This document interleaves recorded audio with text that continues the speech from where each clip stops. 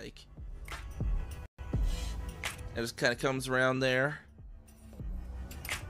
and it just comes to meet us. It's such a nice little moon, isn't it?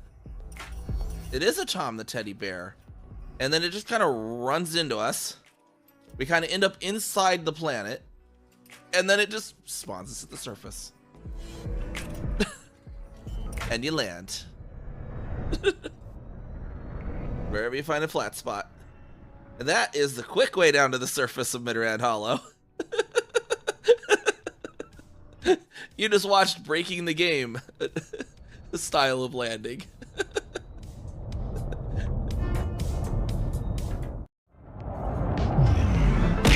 Yep, all the mustard. Dang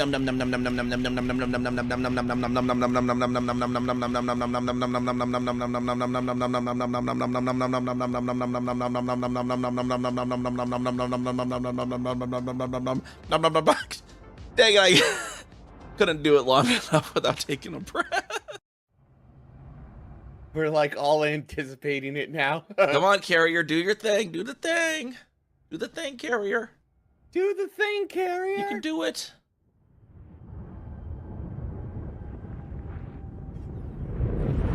What if it... There we go. It's starting. Okay. Now accelerate.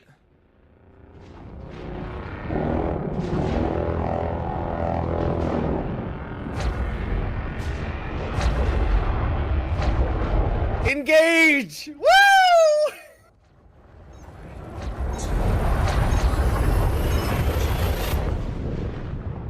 Boop, boop. There we go. That was actually well timed. I like that. That looked really cool. Oh my gosh. Die. I wanted them to die, not me. Gosh.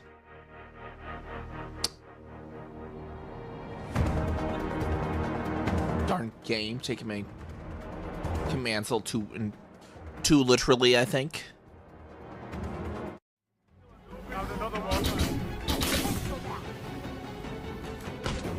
He shot his own teammate, tried to shoot me. That's great. You're too dumb to live. You're too dumb to live, sir. You're too dumb to live. Too dumb to live. Too dumb to live. There you go. There, your teammates will thank me after you sniped one of them in the back.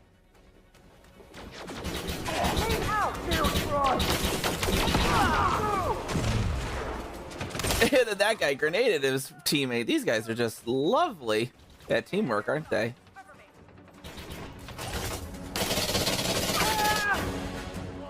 We'll see about dismissing our ships at the same time. All right, everyone ready to dismiss? Okay. Yes. All right, let's do it in 5, 4, 3, 2, 1. Dismiss. Ship dismissed.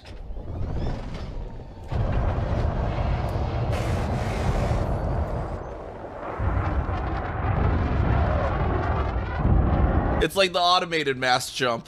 Wow. Holy crap.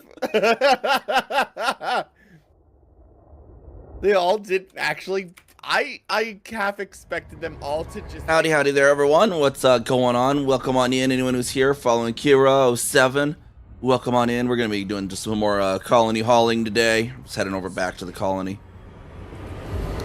Like a few jumps, yeah, just 2 jumps over, and then we'll get in our hauling ship. We'll just be doing chilling out, doing hauling again today, basically. Frame shift drive charging.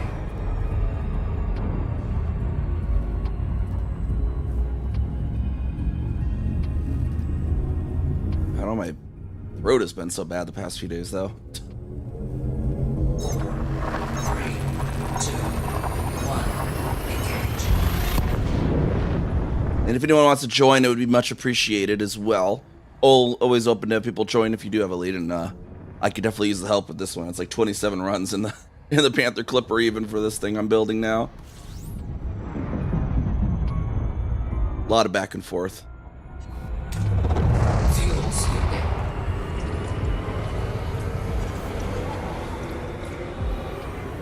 All right, there we go. Right on over to Alshadin. Final jump. Fuel sweeping complete. Frame shift drive charging.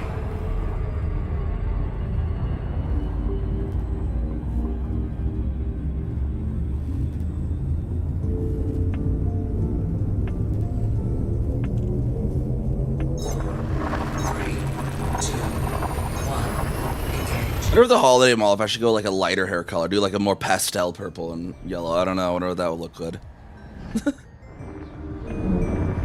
I should do that.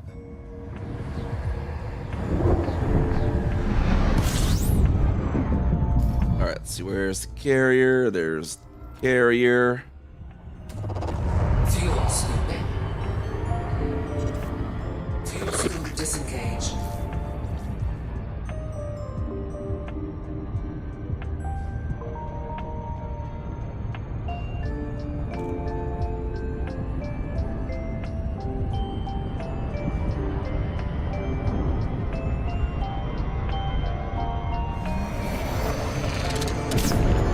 Right on over to the carrier then. Get in the Panther Clipper, Bobcat lawnmower.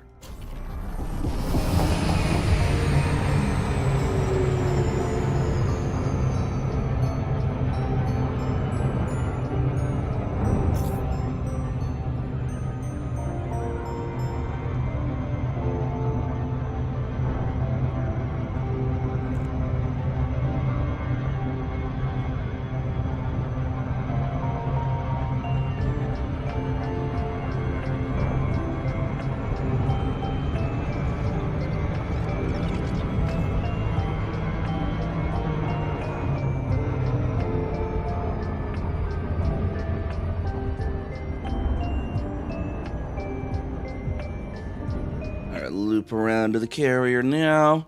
Missed it slightly there.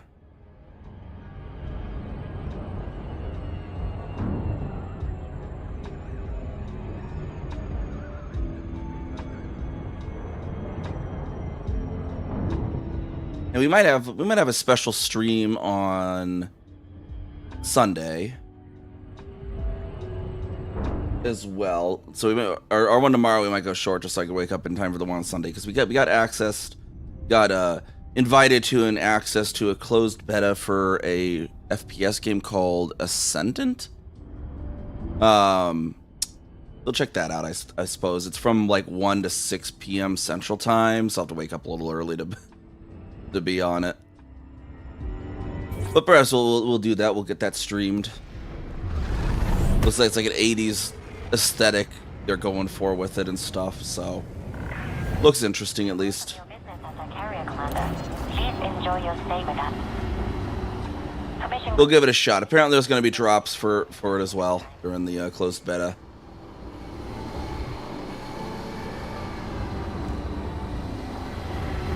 So that one's not necessarily on the schedule because they only invite, confirmed the well, they invited us weeks ago, and then we had to, be like, yes, I'm interested, and then they only sent me the keys yesterday, so. Landing gear deployed.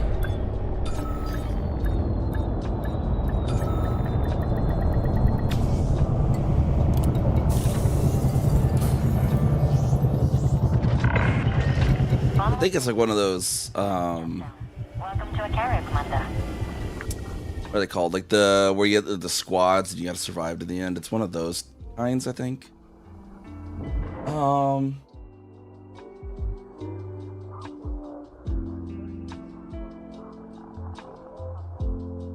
guess the game's actually called like Ascendant in big words, but like the category in Twitch is Ascendant.com. I guess it's like the .com's part of its name.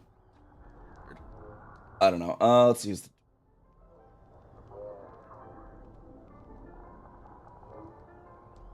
PlayFusion. PlayFusion is the name of the developers.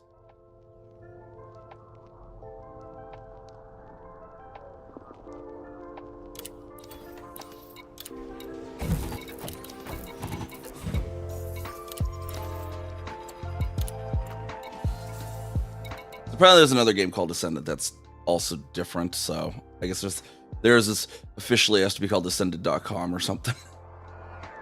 They have its own Twitch category.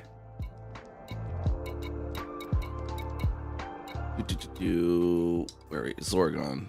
Always at the bottom. I don't know why I keep forgetting that. In the Bobcat lawnmower. Some sleepy comfort chill hauling today, I guess.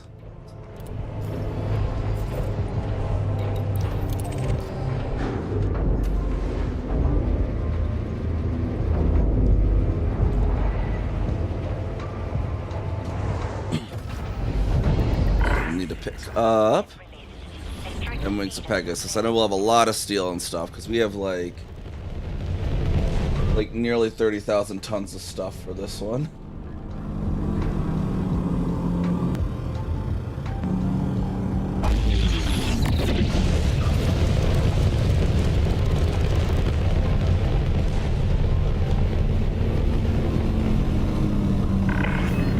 You will now clear the area. There we go. Now getting the Super Cruise over to Wings of Pegasus. 3, 2, 1.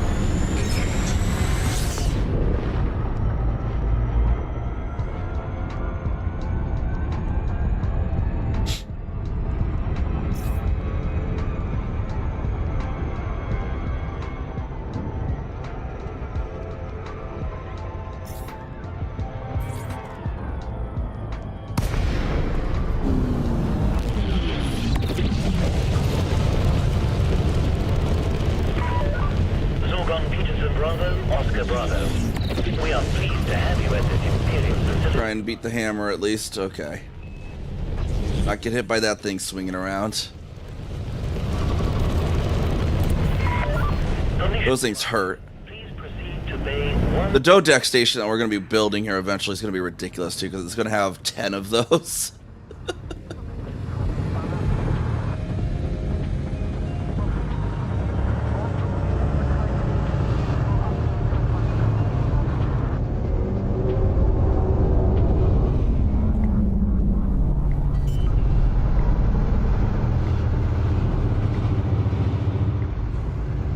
Landing gear deployed.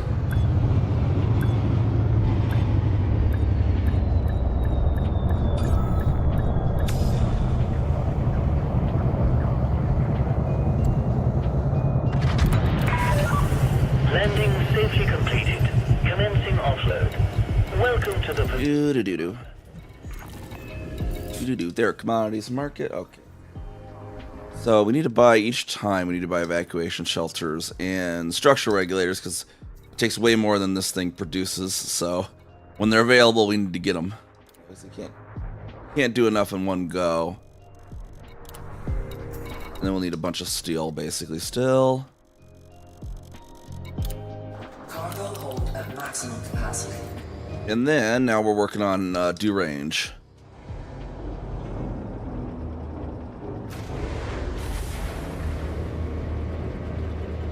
We'll head back over there now. It's a bigger planetary base. We finished the one we were working on last night. depart when ready. Probably have 18 hours on Vroid. Did you just like leave it open, or did you actually do 18 hours worth?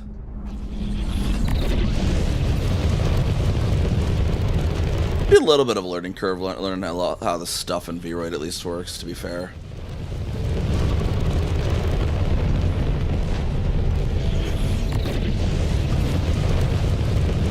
Freight drive charging. 4, 3, 2, 1. Engage.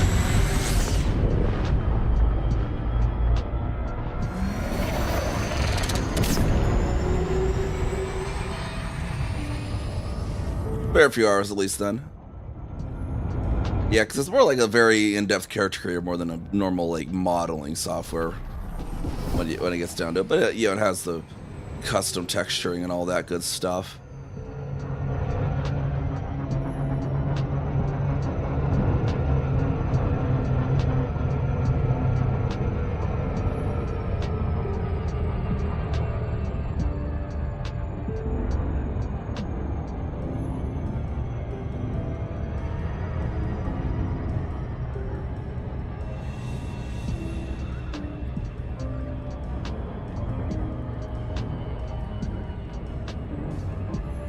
I probably should work on a tutorial video for the other stuff that I did, at least the shadow texture and the how to trim the tongue, I guess.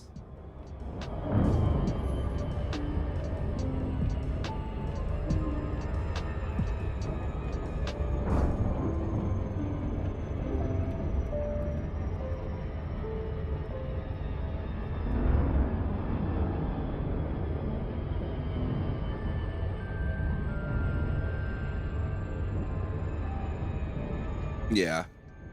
That might be a bit before I'd be able to make a tutorial, but if you ask in the, if you go in the Discord or something, just put a chat in there or something too. I can send you the textures that I used, which would be applicable to a female model.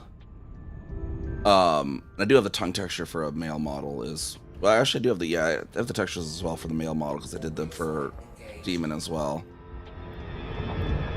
Because it's just a specific area you need to make transparent in the tongue texture. The male model one's really weird, actually. It's like multiple areas. That one was a heck.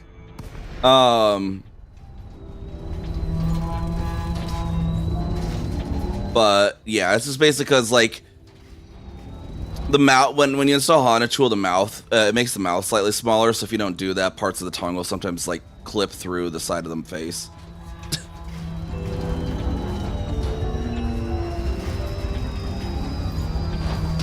And it's not even the tongue; it's like the inside texture of the mouth. It's kind of weird how it does it.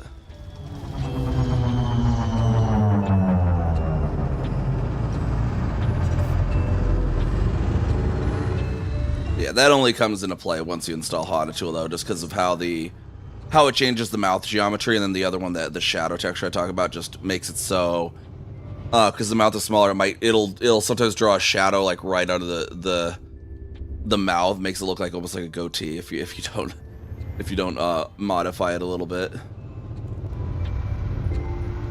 I think it's like the outline and draw it there.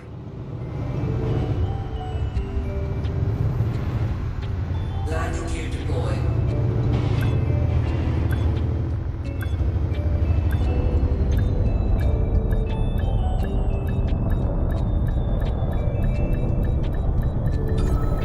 Docking successful. Engines disengaged. I try to just delete that updated security video, then just at some point just trim it onto the end. Just like, oh, and here's other things.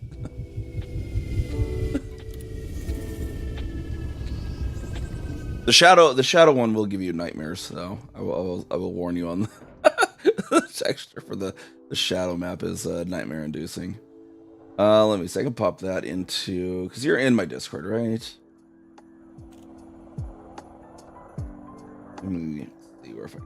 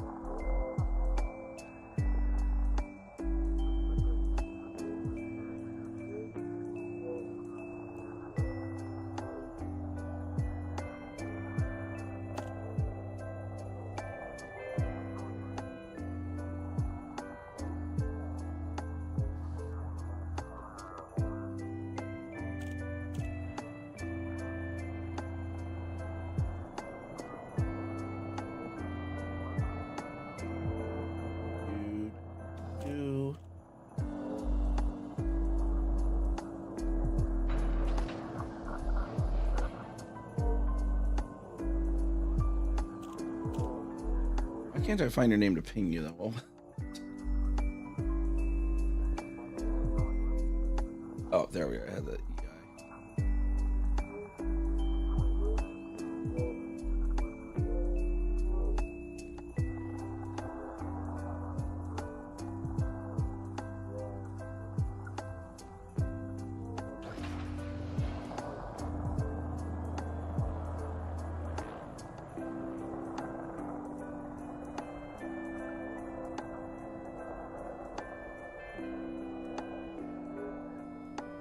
EI. And so it's actually the teeth that clip on the female model specifically. You don't have to mess with the tongue, just the teeth. Otherwise, they'll pop through the lip, basically. And then I don't know. You don't have Unity installed yet, do you? Because otherwise, I could even pop that up on stream and show you exactly where you do those textures. But I sent the textures themselves over in the images section.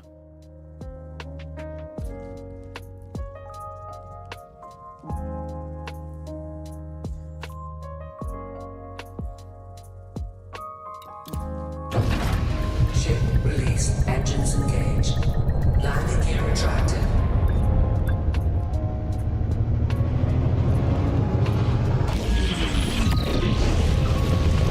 'Cause yeah, once you make and export your model, then you can put it in a Unity project and whatnot, and then you just swap the textures. You literally drag and drop them into a folder. Like it's you don't even do it in you don't even necessarily have to do it in Unity itself. Once the project's made, it makes a whole tree of folders and whatnot. You just actually drag these to the correct folder. That's why their name is so funny, because that's just how the name is for those files. Frameshift drive charging. 4, 3, 2, 1. Engage.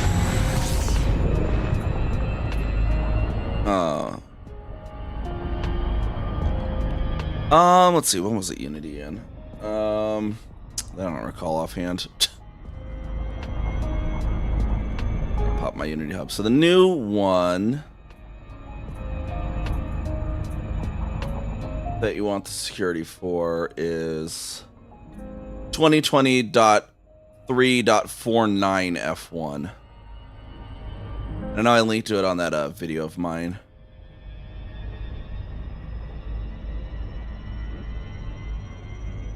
Get my model open here real quick, and I can actually pop it open.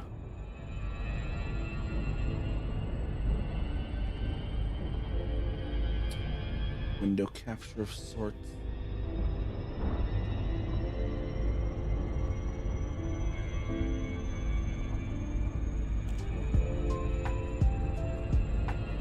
This one? There we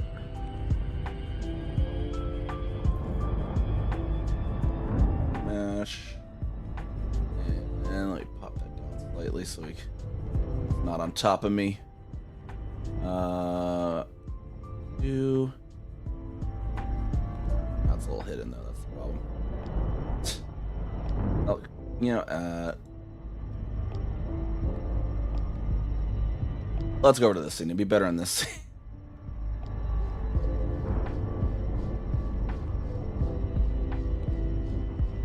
Unity, there we are. Okay. Match, and then put that right above the game capture. Capture off for the moment. Actually,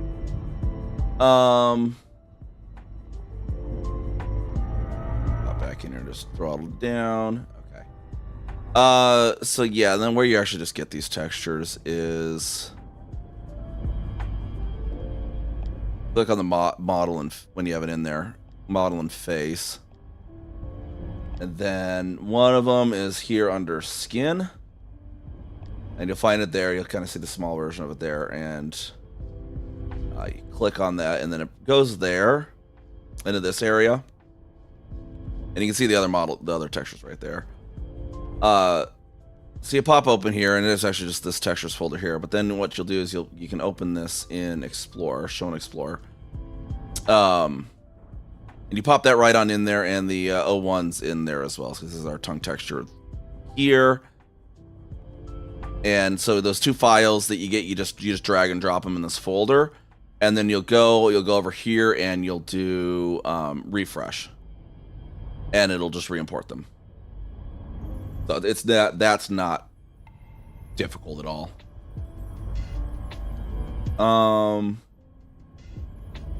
Pre-install Unity version. What was the setting?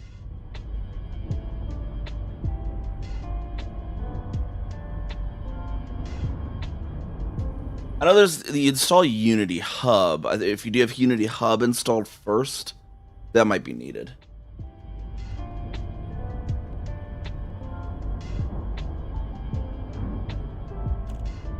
Because the downloads there that you get from that link site, they plug into Unity Hub itself, which is like a launcher for Unity. That do over to that. Got our Unity Hub here, and see all mine are from that old version, which are flagged as the security thing. So you gotta install the Unity Hub here first, and then that'll and then when you go to create a project, right? You'd pop in here and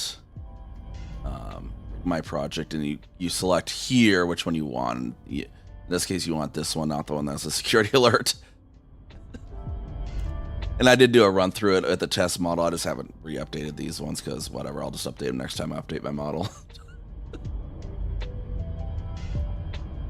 Because rather than the main security concern isn't real, your model itself is not gonna have a security concern, but like the editor is the one that might have a security concern. It's really remote code execution, so probably isn't even gonna be an issue. To be fair, for the editor, the issue is mostly for games that are gonna have like connections and stuff. But you know, just better safe than sorry. You know what I mean?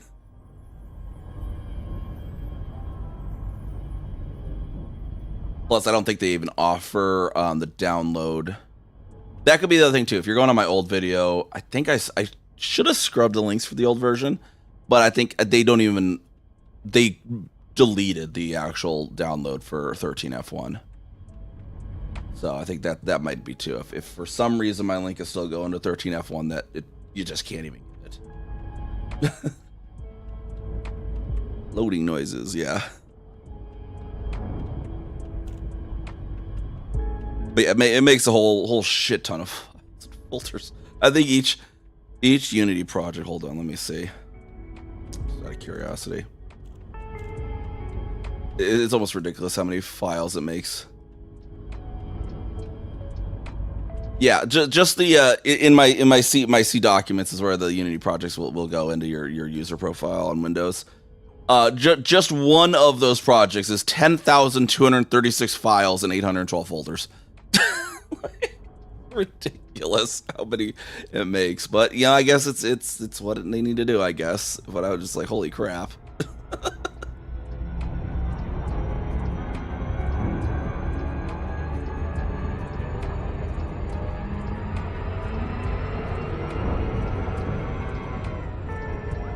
The storage is not too bad. It's a bunch of tiny little files for whatever reason. I don't know what the purpose of most of them are. But let's see. Let me pop back over there again. I just closed the window. Let's see. Like one of them is 500 megabytes. So it's mostly small files.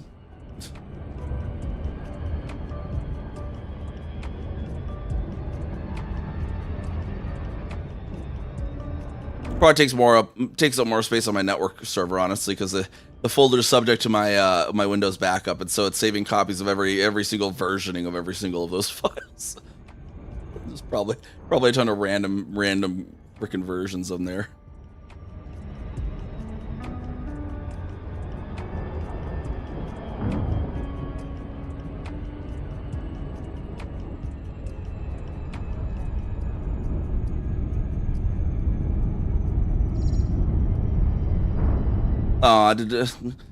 A moth flew into the lantern. I wonder what they were trying to spam us with. Oh, yeah. Flight engaged. I just love it when you look at chat, you see, yeah, Saribot banned someone for spam. Like, did the moth, you know, not able to avoid the light?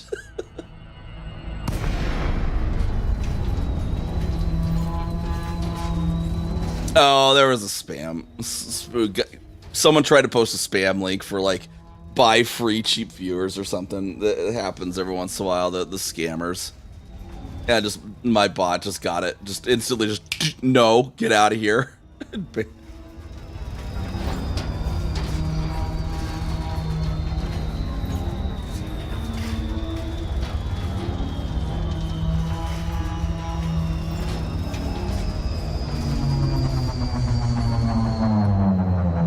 Basically a moth flying into a bug zapper. Docking request granted.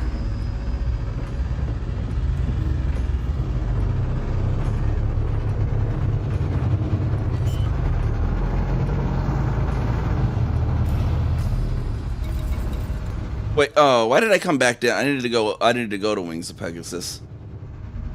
Oops, we just left here. We needed to go to the other station. What am I doing here? Freight drive target.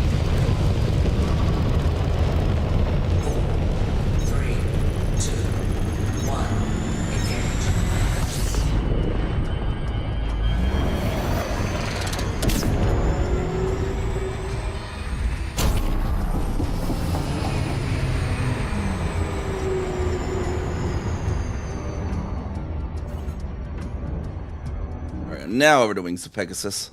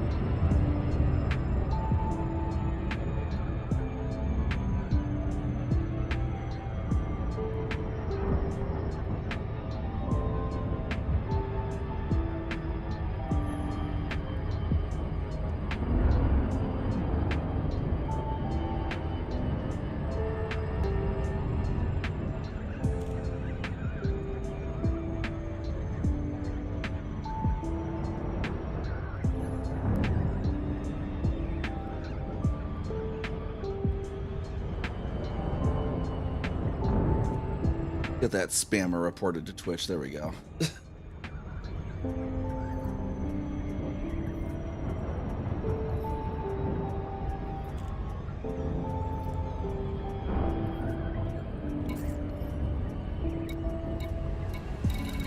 I still don't know how to pronounce that guy's name. There. Shows up on my list all the time, but I don't know how to pronounce his name.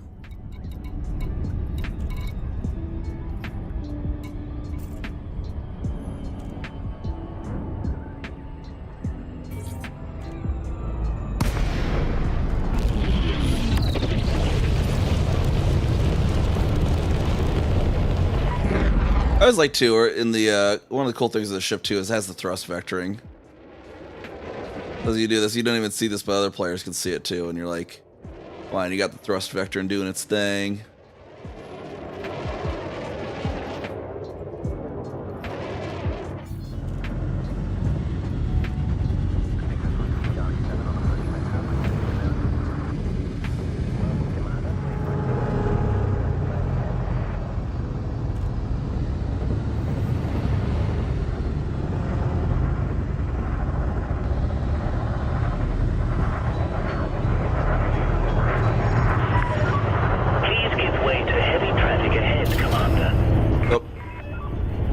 I forgot to request docking. Immediately. Let's make sure to request docking this time. Flight assist on. Permission granted. Proceed at your earliest convenience. There we go. Now we can go in.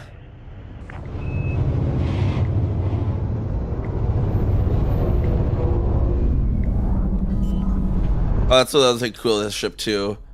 The external too is how the thrusters like go down like that when you're landing. Landing gear deploys, the thrusters go down. 25 is up here.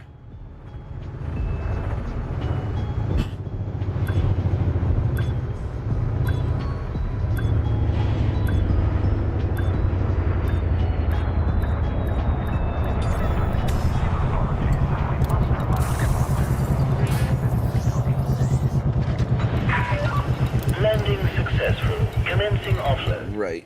The services of this Still need evacuation are stuff. at your disposal, Commander.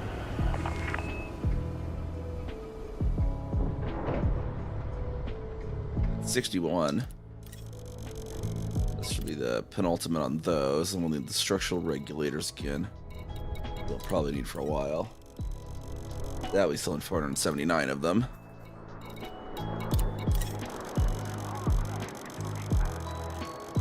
Fuel, we are at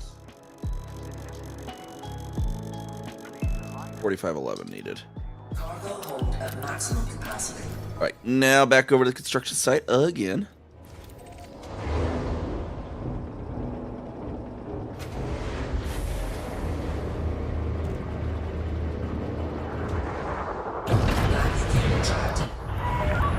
Landing restraints released. Please observe speed restrictions upon exiting.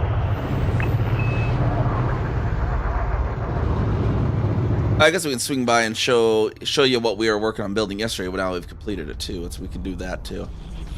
So now we were building something yesterday on stream, and we now have completed it.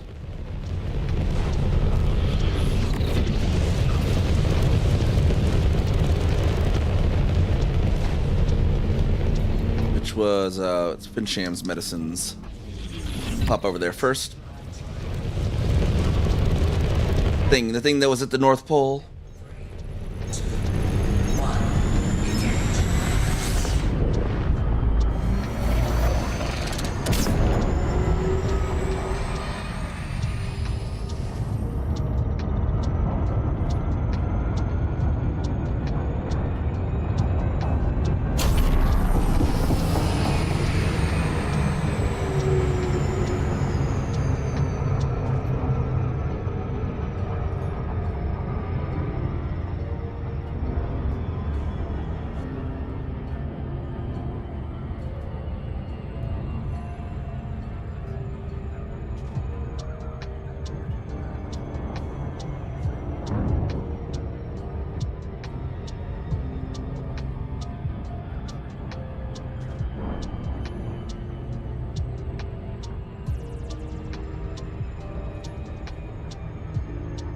What was Farmer Boy John saying no about earlier? Totally missed that just now. Until just now.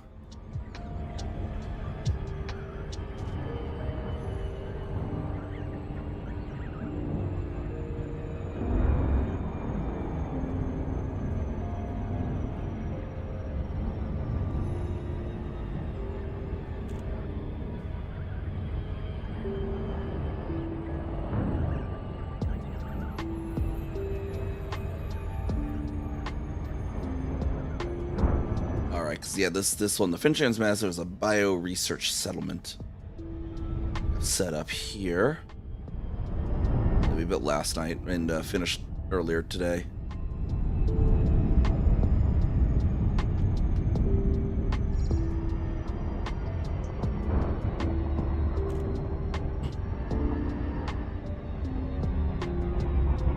Orbital flight engaged.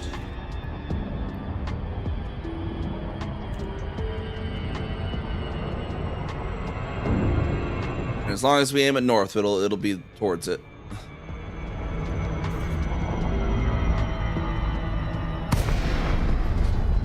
See, it's one of the conveniences of building the North Pole. Wherever you are on the planet, if you're like, well, where's Fincham's medicines? It's north. It is due north from wherever else on the planet.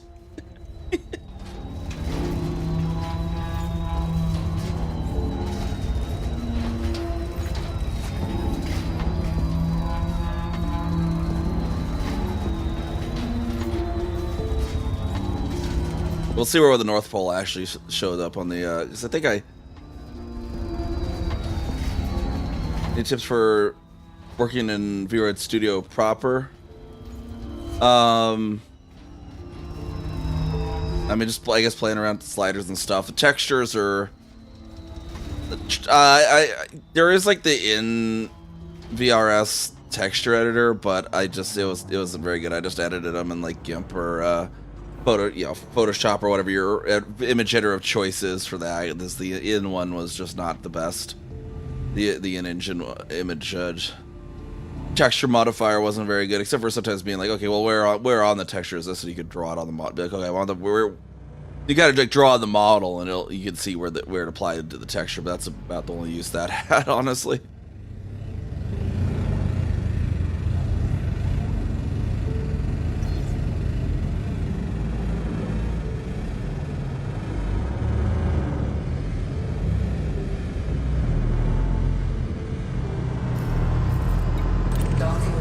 There we go, and we have a nice big landing pad right there for us.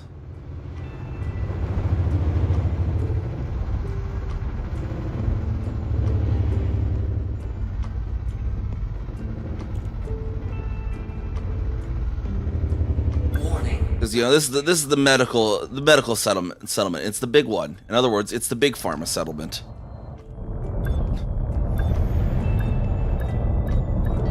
Taking damage.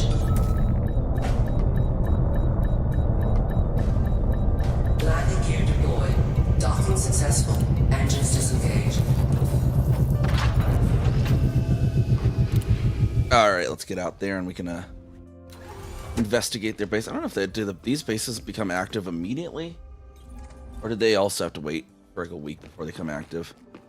Let's see which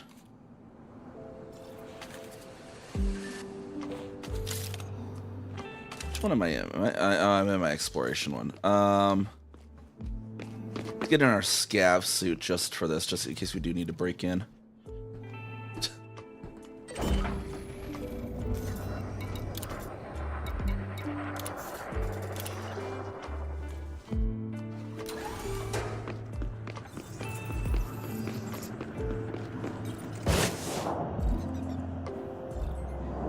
Crawl around on our lovely landing gear here. Actually, ooh, wow. You can actually get right up in here.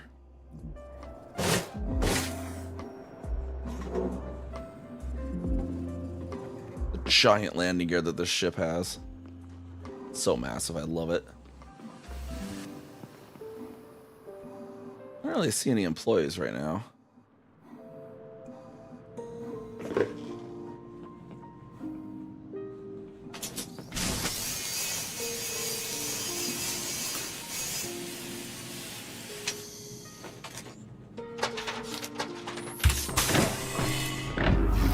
Oh yeah, that's a huge ship. I don't see any like employees wandering around. Oh. What? Are you a wanted criminal? No. Okay. I do need his profile though, to be able to walk around.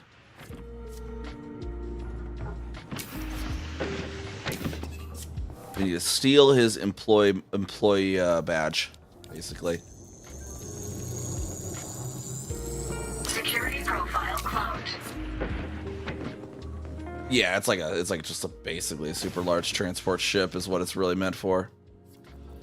Got me mixed up with someone else, Commander. Do I? That's something a criminal would say. Okay, not a criminal, fine. But are you a wanted criminal? See? Clean as a whistle. Why are you so close? But yeah, that's our base we built yesterday. Mic graphene. Entering restricted area. Leaving restricted area. Sorry. I only stepped one foot in there, ma'am. Yeah, just stuff like you can do. Yeah, you can like technically I could if I wanted to I don't like lower this faction's influence in the system because it kind of like with the colonization kind of randomly assigns the stuff you build to factions. So if I wanted to lower the faction that owns this because it's not ours, I could, you know, kill them. You know, murders against them lowers their influence, makes people not trust their security or something like that. See, and you could. These have the alarm bell, so it set off the alarms if I download them, but you can download those and sell them. You know, steal their pharmaceutical patents.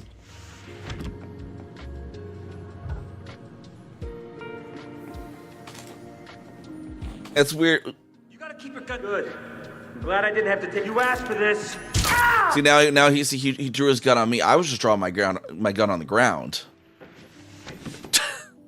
He's the one who drew the gun and pointed at me. I was just going like this. I was like, I'm just inspecting my gun.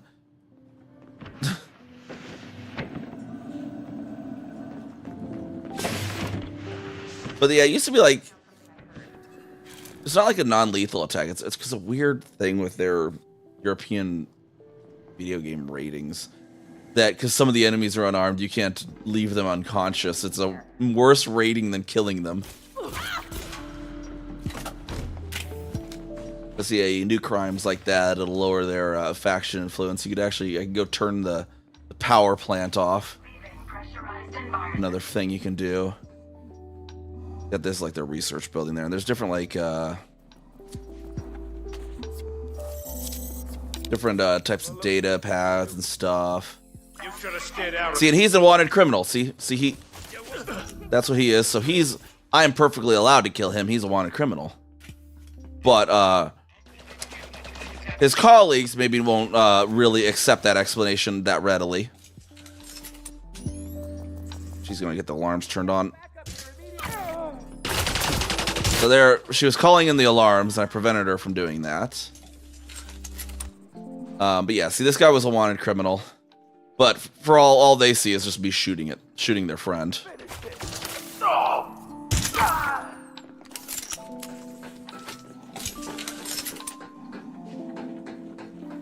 But then yeah, we have the command center over here. No, it's so in this system, the colonization, it randomly assigns it to the different factions. We have this is our faction here, and this is the faction it randomly assigned it to. Like, we built it, but we kindly donated it to this other faction to work with them, and now we just need to murder them. Or something, I don't know. But no, it's just a base in the system, but like we aren't necessarily the owners of this base. The game decided this other faction will own it. And there's stuff we could do with the BGS to take control of this particular base, but it's not really worth it for a base like this. We'll just let these guys have it. Because it lets us also like do these runs like this to keep their influence, their political influence in the system down.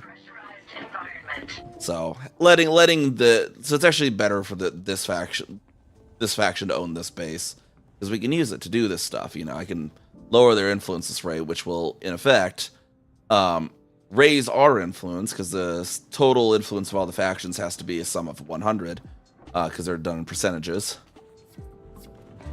I assume you're here for something? Are you a wanted criminal? See? That's a shame. I still need your thing though. Security profile cloned. Get our power the energy back up. So yeah, you get like base infiltration stuff too, if that's kind of your jam or whatnot.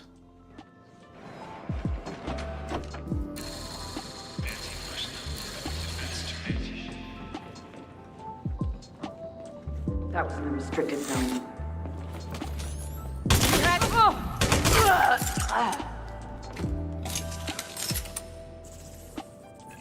Forgot they added these new lab uniforms to some of the NPCs now. They didn't have them until recently. It was always weird that the physicians were walking around in like not lab uniforms.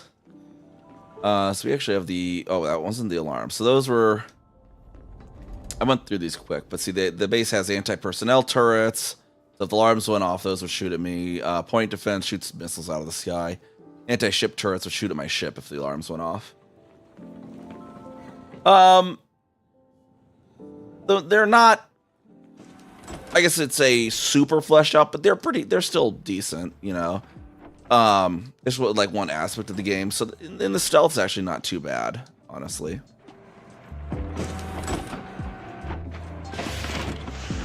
Definitely not as fleshed out as like Cyberpunk by any means, but they're doable enough.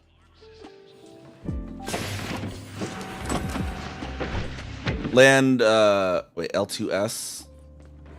Land, I was gonna say land to surface, but wouldn't that be?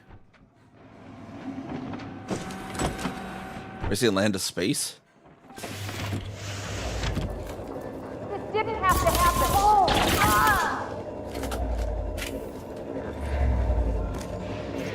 Oh! Or land to ship. There is, yeah, low Earth orbital surface.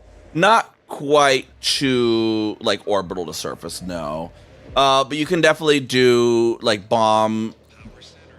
Like if you're in the air above it, you can drop mines on it. Another common one that people do is they'll flechettes on them, on the base, and that'll kill people outdoors, stuff like that. It's kind of weird. The small arms do as much damage against the ship as like a actual ship weapon. That's kind of a weird aspect. It's kind of like, huh, but it's whatever. You can loot these things, and you loot these various things, and they can upgrade your suit, stuff, and weapons. So that's kind of what that comes in at. And you'll get missions to do this. I didn't have a mission to do this, but this is like something that you can sometimes get a mission to come turn off the power center. And what I want to do is I want to overload these doors, basically, so that I have a way out. When the power goes out, the doors won't have power, so I might as well just pre-overload them rather than needing to power them up later. Entering pressurized environment. Hey, Rinsler, how's it going? How's it going? What is that? Oh, I thought it was a bullet hole. Is that like a little camera or something? They have a pretty decent amount of like detail in the environments too. Their little space stations. You see, we hit this with a bullet apparently at some point. I don't know. Oh, I think she hit that. She hit a bullet past me. That was Helldivers time, but it's Elite Dangerous. I haven't really done Helldivers. I know a lot of the others in the community play Helldivers a lot, though. I just haven't really had the time to try it. I got my hyperfixation on this.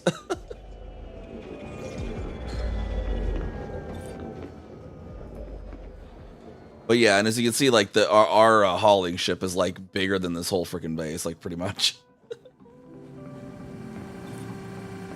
Suit recharging.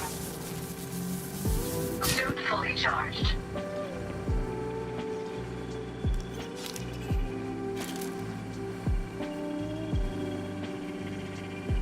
Yeah, Rainman I know plays it a lot. He's another one of the big streamers in the community I moderate for.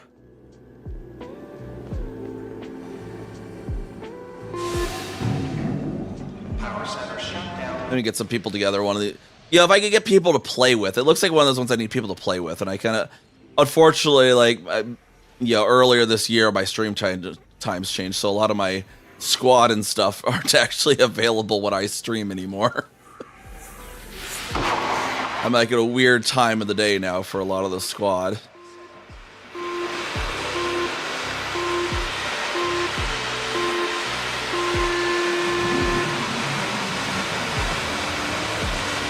Yeah, if we can get like people around this time to play, that'd be great. Maybe do some streams with like other people and stuff. But yeah, so that's kind of like what you would do in like a if you had a mission to turn off the power for this thing. Which, you know, if we went to a mission board, we probably could have found a mission like that. Get the mission boards. Actually, probably access the mission board on this thing. They'll have the mission boards here.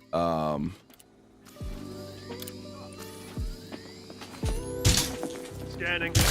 Taking you down. Won't let me into their mission board though because I'm wanted by this faction now.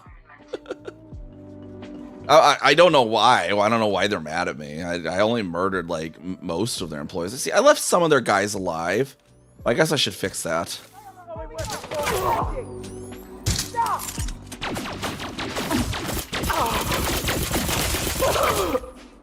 And there's a different weapon type. So this is like kinetic, right? The bullets here. It's not as effective against their shields, that blue health bar that they have. It's engineered enough, and these guys are weak enough enemies. It still did the job, but some of the tougher enemies, yeah, you don't want to be using this against their shields. And then this here is plasma. It has these like the purple orbs that it shoots.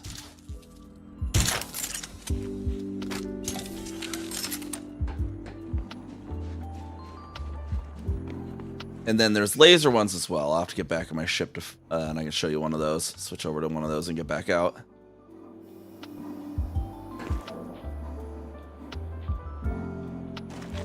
Yeah, no, yeah, this ship's a big boy. You can actually climb up on top of that thing, I think. Oh, you just barely make it there. See, we're on the thruster right now. There's a point defense turret on there. You know what I wish to, if, you know, like how like the large freighters on the sea too. Like if it would have been so cool if like the let's kill that thing. Oh, that actually didn't destroy it. It hit it. Let's take it out. Dang it! Stop moving. There we go. Like those large freighters on the sea with like the where the actual bridge is like far back, and you know, like there. I was like, if the cockpit on this thing would have been back here, that'd have been so cool. Plus, you could have actually seen the thrusters doing their thing. Would have been so great to have like the cockpit be like here. And I simulated it once with like external camera, and it was really cool looking. Let's pop on down here and then, because yeah, this ship just makes the base look small.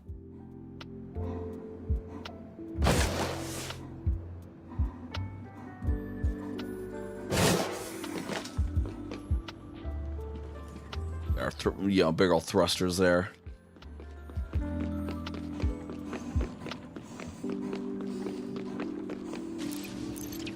And then, yeah, the other weapon type that they have is lasers, which someone's being rude over there. Let me find if I even honestly have one. Swapper, there it is. Because you get the lasers are good against the shields, the bullets are good against the shoot itself. But it means you kind of have to you take down the shields and you swap to the other gun, right? Right. So there's a laser one here. I just don't like that gameplay. Some people find because it is to do the swapping. There's a shorter time to kill if you're good at it or just want to deal with it. I just don't like dealing with it. But the plasma is sort of the jack of both trades, so to speak. It can do decent damage to both, but not the best, right?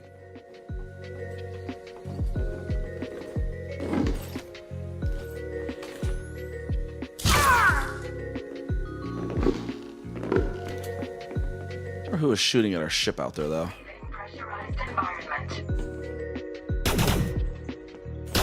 This is our 3-round burst one. This is kind of a SMG kinetic. That's we have the swapper one there. I don't even have a special skin for them because I just don't use these ones that often at all.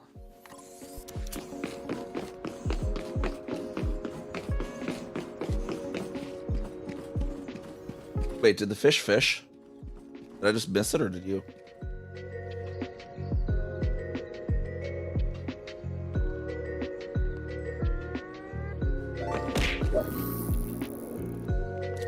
Or did the thing disconnect already?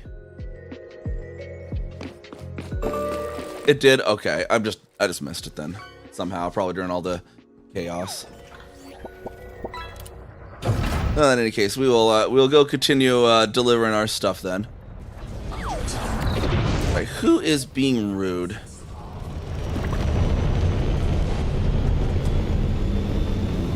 Is it a ship? Let's just be a ship. Oh hey, there's an elite sidewinder.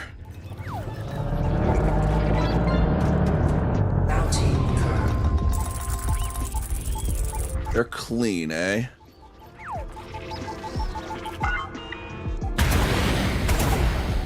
I just want to see if this will kill a sidewinder down there.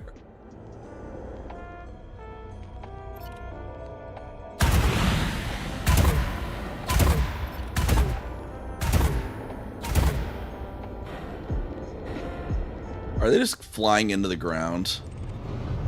Oh wait, nope, it got the sidewinder. There we go. Okay.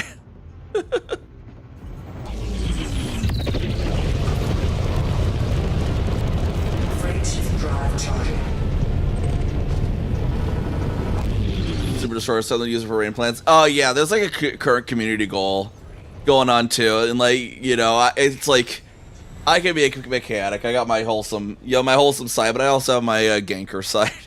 And so I had like an Asp Explorer going around, which is like not the ship that you would expect someone to come in to blow you up in, but you get the flechettes on there, and I'd find someone that was landed at the thing. I'd be like, boop, boop, boop, boop.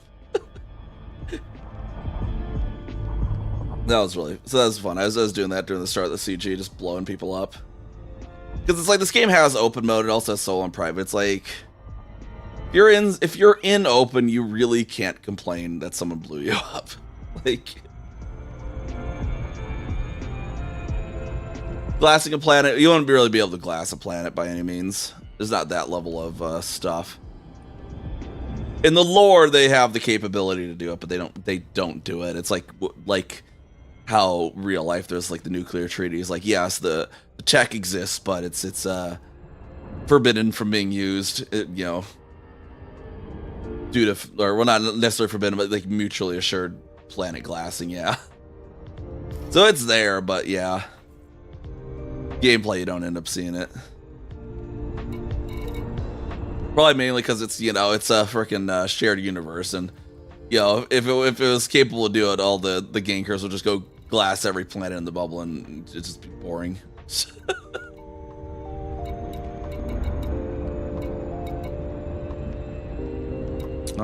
We needed to go to do range. There it is.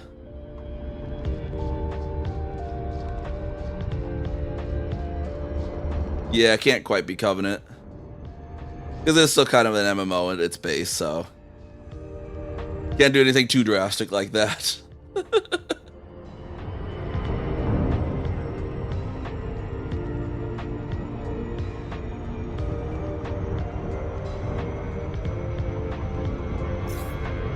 Best to get is starting wars with the BGS system, because there's the we showed earlier as the factions, right?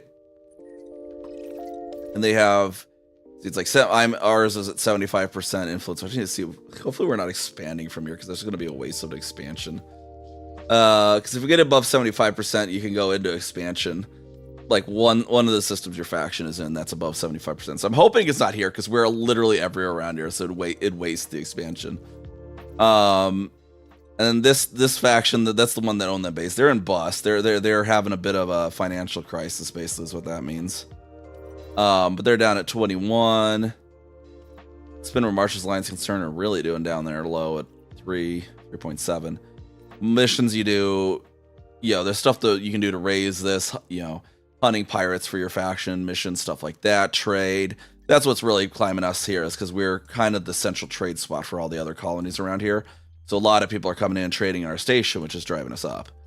And then all these guys, like what we just did today, is probably going to drive them down even further.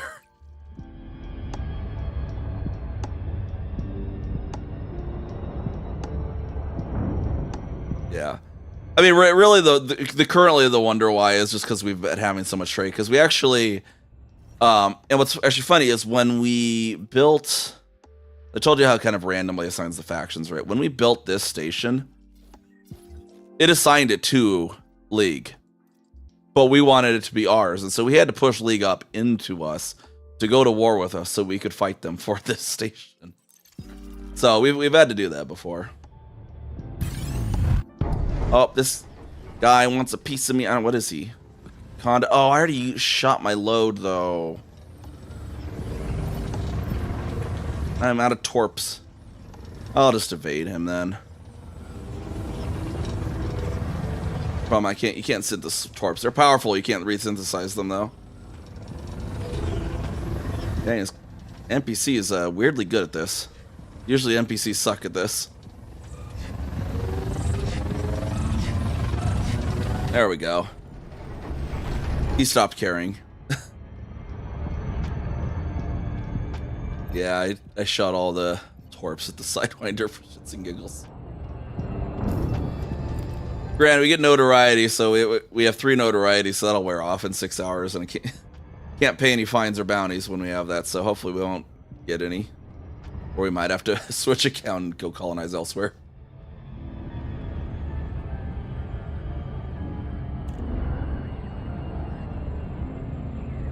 Yeah, I'll go grab a soda refill real quick, though.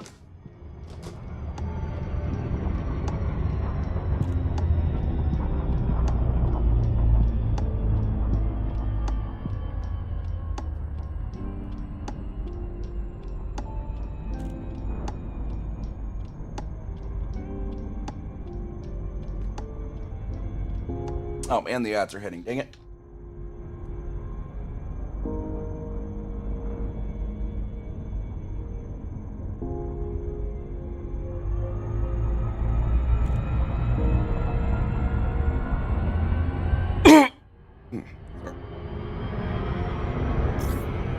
Sorry about that.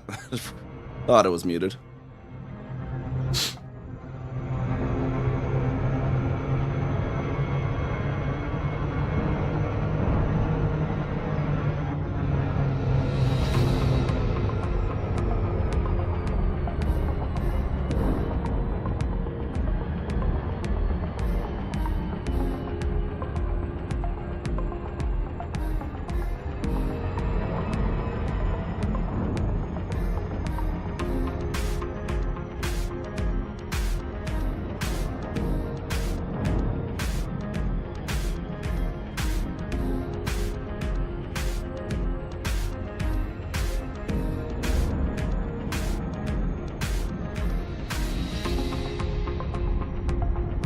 Start that one. There we go.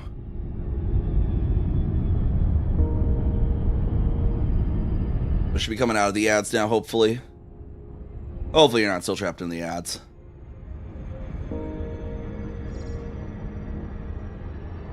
Yeah, I had to download the song after the other day in Cyberpunk though.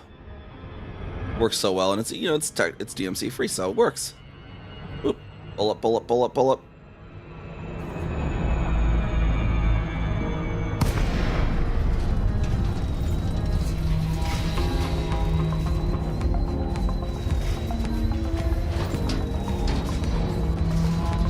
Welcome back, welcome back.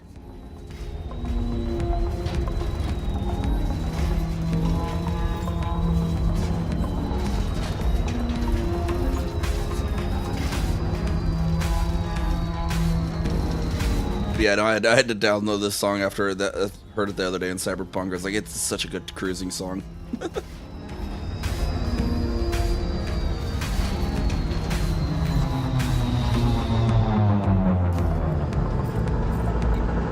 Docking request granted.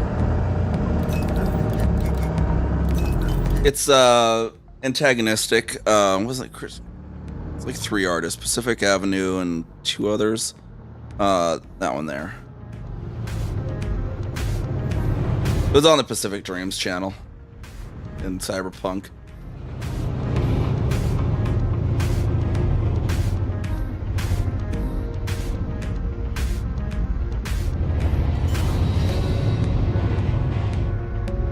I just keep replaying in my car whenever I'm driving. I was like, boom, boom, boom. I just love that. Yeah, I want to hear like the rest of the yeah, I know there's like a whole bunch of others for 2077 too. I don't know, like the ones that I hear like when I'm streaming are kind of limited because of the streamer mode, unfortunately. But I'm looking forward to doing an off-stream run of it as well, just to be able to hear more of the music, because I know there's at least one song I know of that doesn't play for me on Body Heat with the streamer mode that is on Body Heat. And that's the song that was like in David's introduction in Edge Runners, the my bank count is 000, oh no, that one. I know that one's there, but it doesn't play in my run because it is subject to DMCA.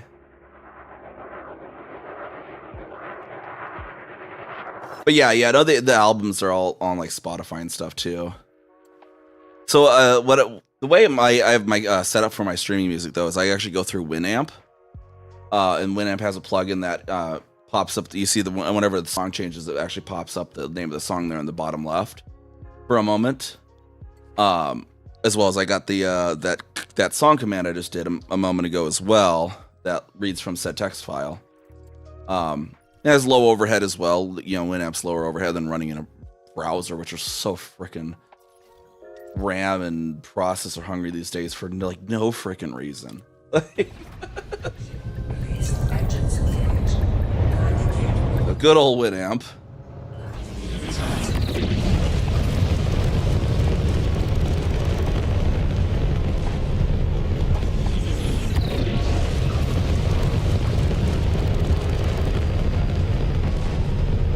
But like a lot of my other the stuff I do is like downloads from like Panda Beats, a few others, Riot Game Sessions, Lo-Fi Girl Records. They don't have it on their site anymore. They used to have a whole section of the site. Like these are the ones you can use as a content creator.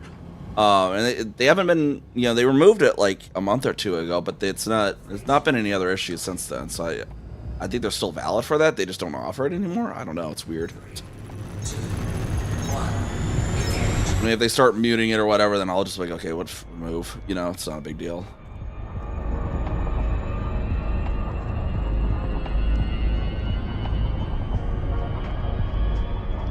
Back over to Wing of Pegasus now.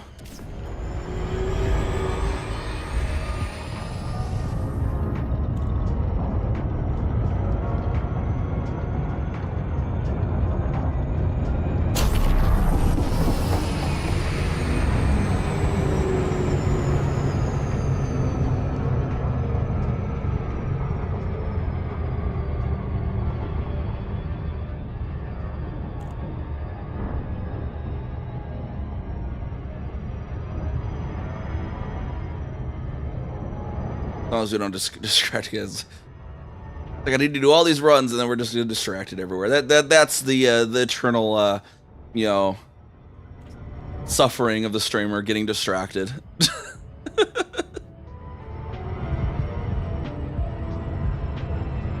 It's like it's hashtag first world problems, but hashtag streamer world problems, you know.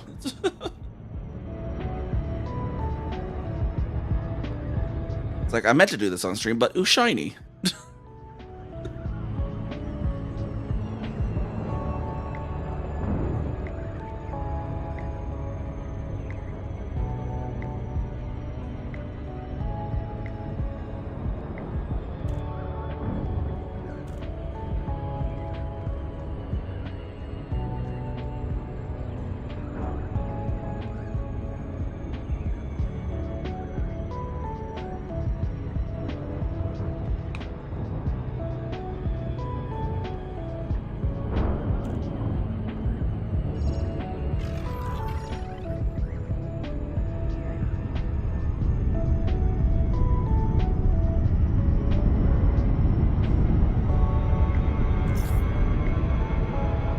On the far side of the planet. Flat monitor makes 3D vision a little difficult sometimes.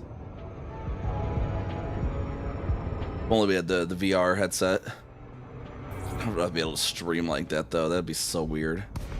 Some people manage to pull it off though. It'd just be weird to me.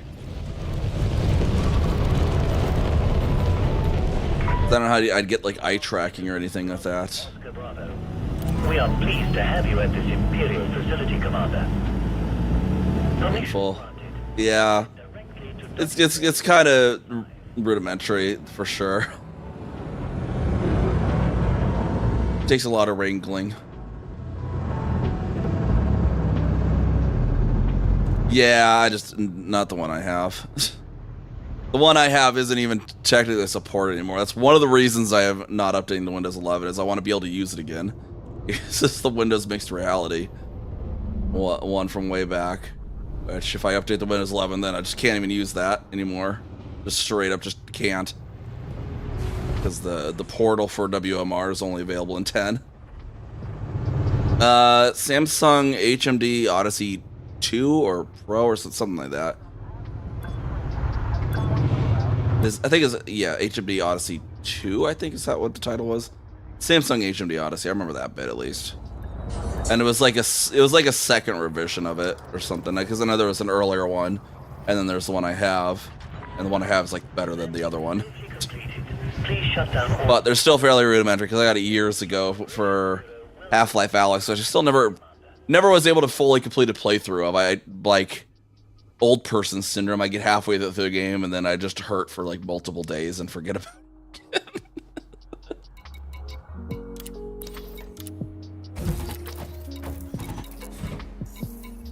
So yeah, just like I play, hey, halfway through Half-Life Alyx, and you know, like okay, bedtime, and I wake up next morning, I'm like, oh god, everything hurts.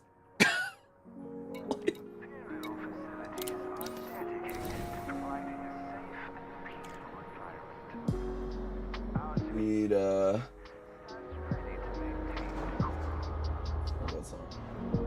21 evacuation shelters. No, we know. 13 evacuation shelters this time. Well, we only have 3 we can get. That's weird. Should have filled that up by now, but okay. And 1 structural regulator. That's lovely. Well,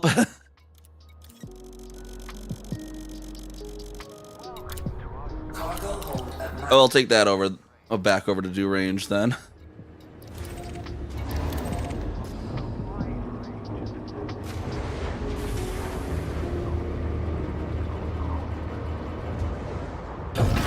And I messed around with it a bit on Elite too, because Elite does support VR as well.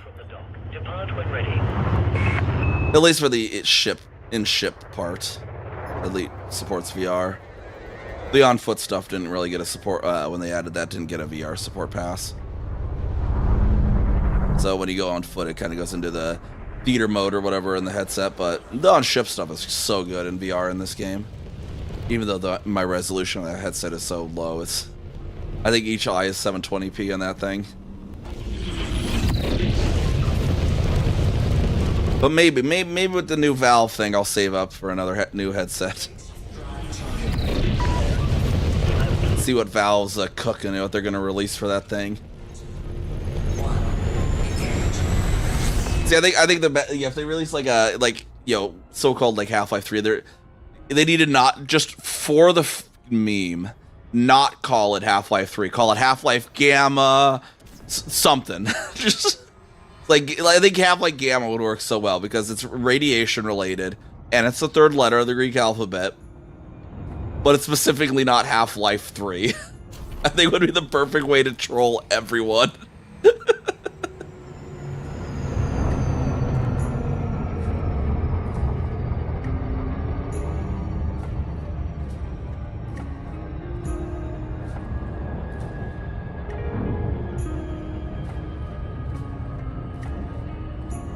There's like Half-Life. There were 2 games before this one. Just some way to just get around calling it 3. It's just as a trolling move.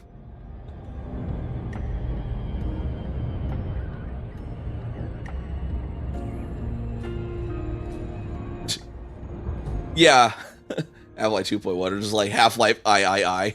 Like it's 3, but no. But every time they're in the when they announce, they're like, okay, everyone announcing Half-Life I. And everyone's like, what? This is the trolling. Trolling would be just beautiful.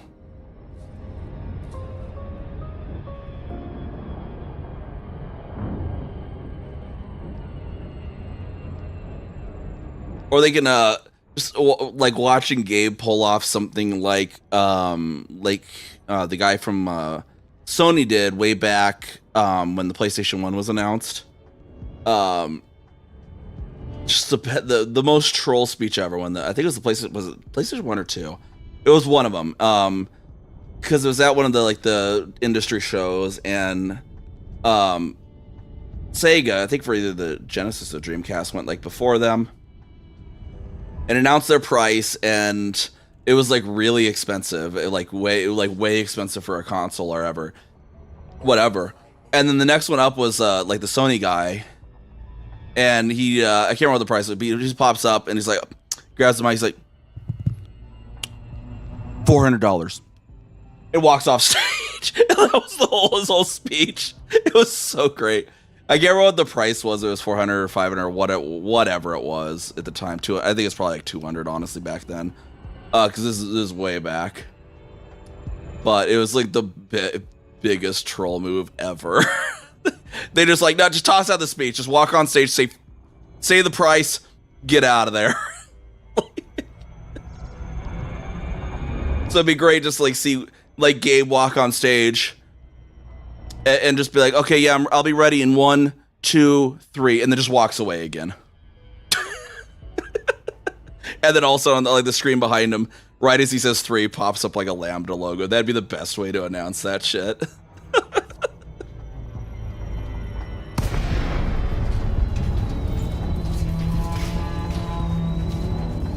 Or even better, just have him be like 1, 2, and then he just walks away, and then the Lambda logo comes up right where 3 would be.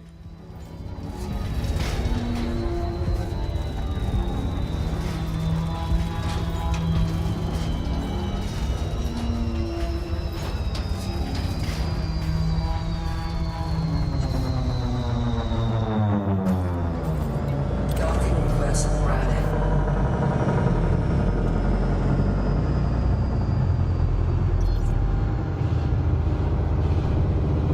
Where was I? Let me see what that speech was.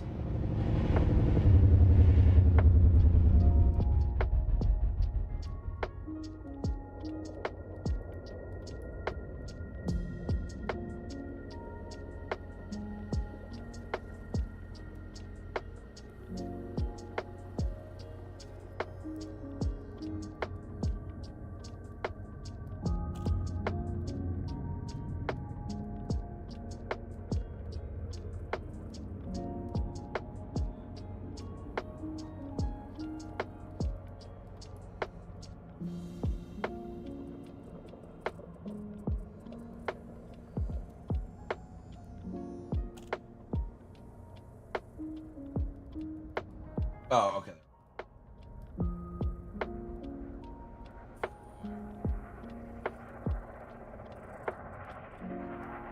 Oh, yeah, there it is. Yeah.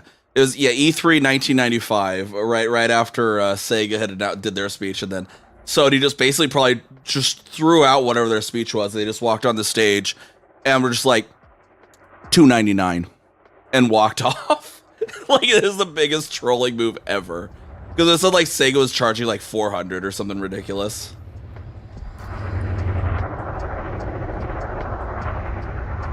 Where's Static? Honestly, we don't know either.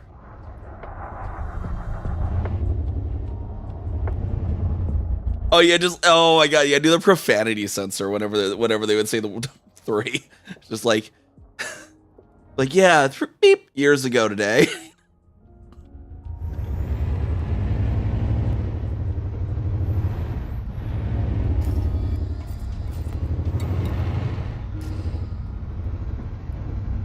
Because like this is such a weird curse of Source. It's not even Valve too.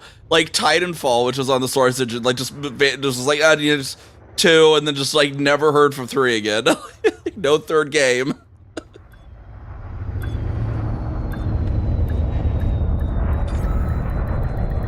Docking successful.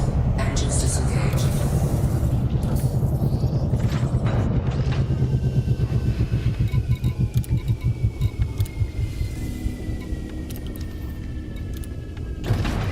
Ship released. Engines in. But yeah, it's like too, if they call it Half-Life 3, they're going to be going up against like the frickin'.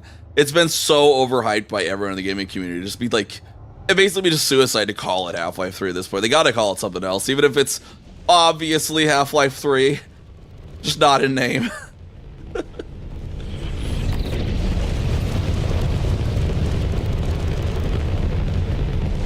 Frame shift drive charging. 4, 3, 2, 1. Engage.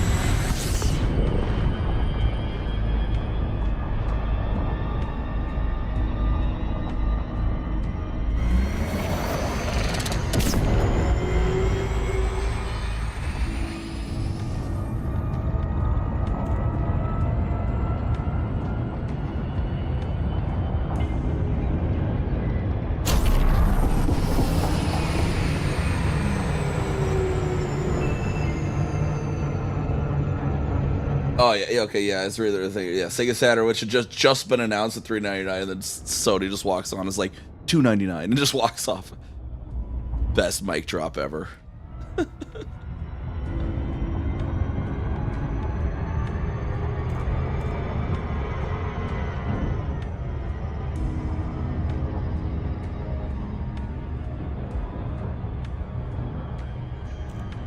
And if I remember correctly, too.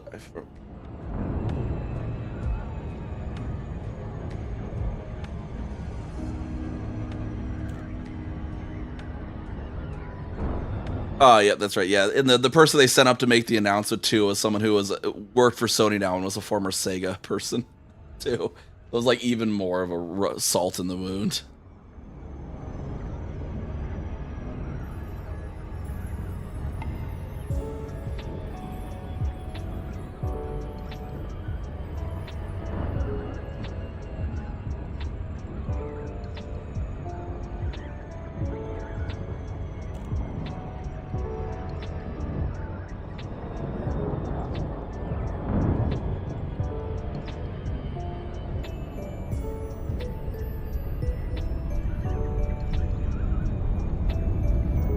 But yeah, there was I think there was some like bad blood between like Sega and Sony too, because I guess there was like some deal with like Nintendo that fell through with Sony because Sega like sniped it or something basically. So makes it there's so much lore behind that announcement too. I remember reading about it. Sorgon Peterson, Bravo, Oscar Bravo. We are pleased to have you at this Imperial facility, Commander.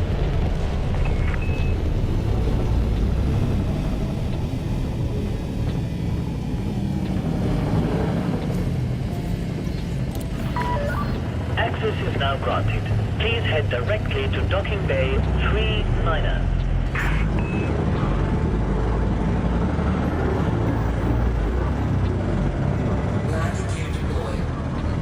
Sliding over a little bit there. It's been on the dark side of the planet now. It's a little darker than before. is good, Commander. Do not adjust course. I mean, except I kind of need to.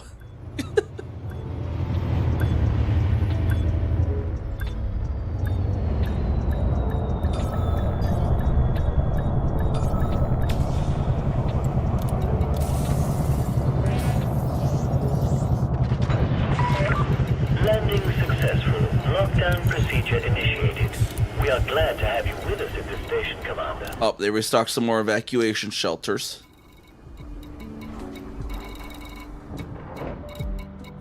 And a structural regulator.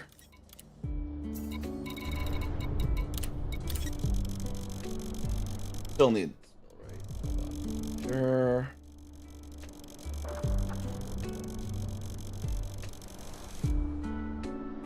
$2019 is what I need, so won't need a full one on the next run. We'll start doing titanium, I think.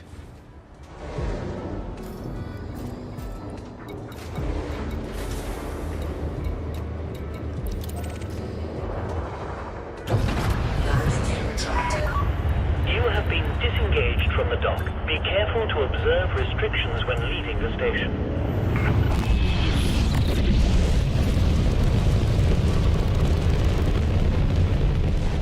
Alright, back over there, 9.3 thousand light seconds.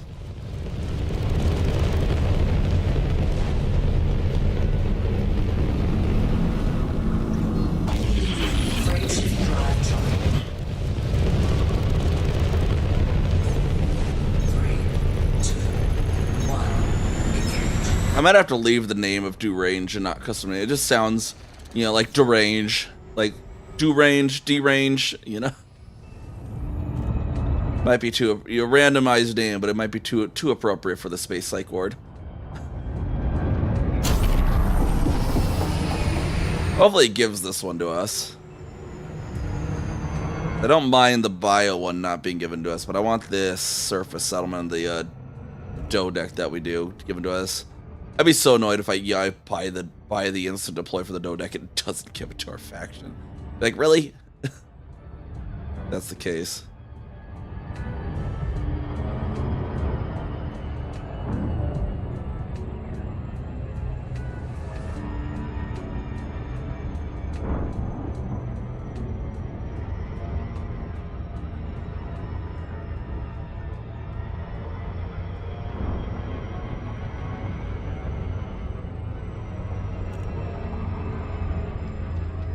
There's apparently a station near us in another system called Spicy Meatball Omega. I might have to go check that out.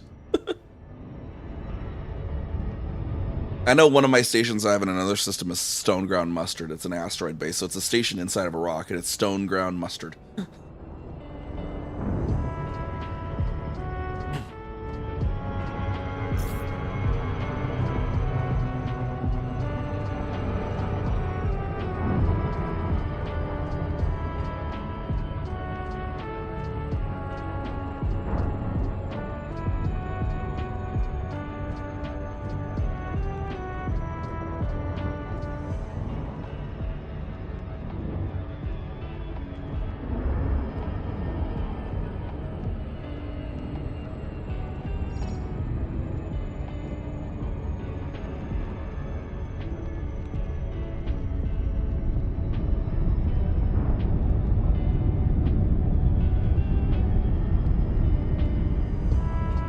Ooh, I know. Maybe I should do like the winter model. Maybe like have the hair be like almost just silvery white with like a slight hint of purple. Maybe I should do that. That might look decent. I might have to mess around with that. Speaking of VTube's Vroid Studio.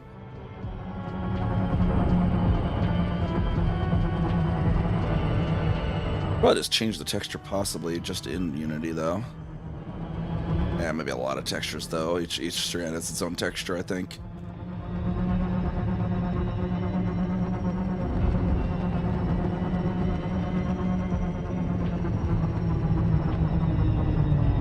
Or for the holidays too, I could make like a solar, you know, Aurora, a solar storm Aurora model, which would be like reds, greens, and purples. Something going on there, maybe.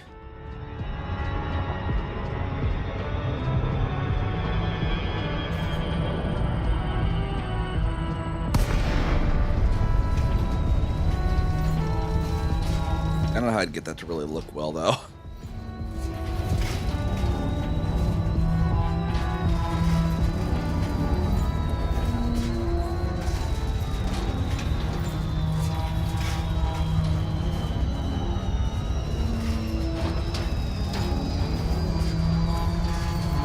Docking request granted. Find where our dock is again here.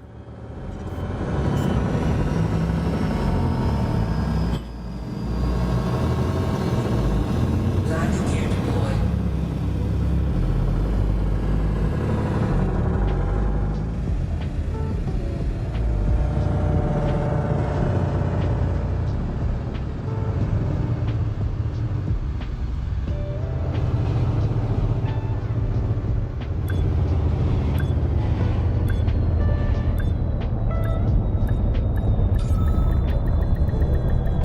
Hull integrity compromised. Docking successful. Engines disengaged. Ground crew to tighten the bolts again.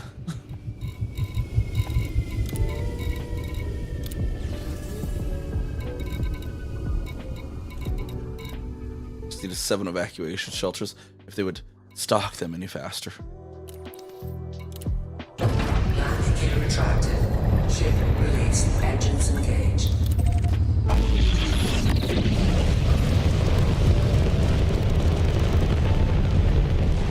Pop up away from the gravity well first, though, before we supercharge over there. Freight drive charging.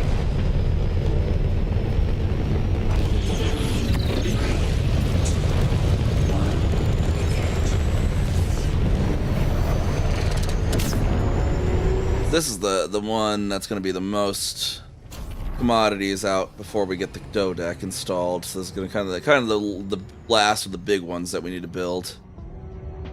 Or a lot of the other ones are just like not as near as many commodities needed to be delivered. Nathan Hawk there looking for us. And an elite vulture. Just slow down. We can bait him a little bit. See if he wants to try us.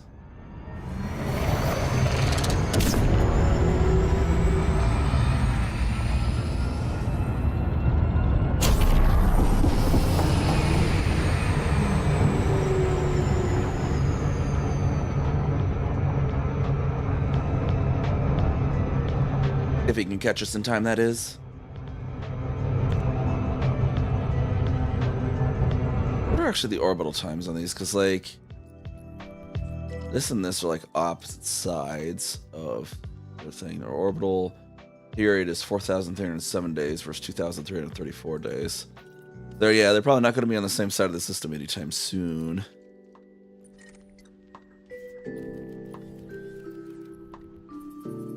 Black hole's way out there, right?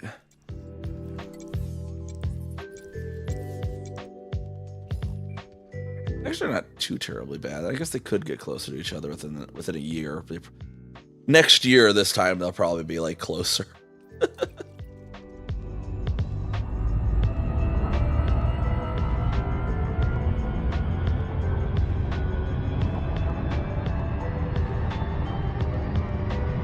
That's the other fun thing of this game too, is like all the systems have like fairly realistically I mean most systems are realistically simulated orbital mechanics and whatnot. There's Midoran Hollow, which was a bug with that, but pretty much any other system is mostly realistic. Midoran Hollow is just a little silly. They accidentally added that was handcrafted system. They accidentally added an extra 0 on the orbital speed of a moon. And so this moon zips around its Earth-like planet once I think it's every 2 minutes.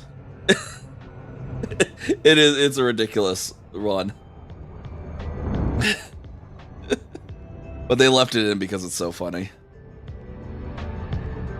You go land there, it's like, and it's daytime, man. It's nighttime, man. It's daytime, man. It's night.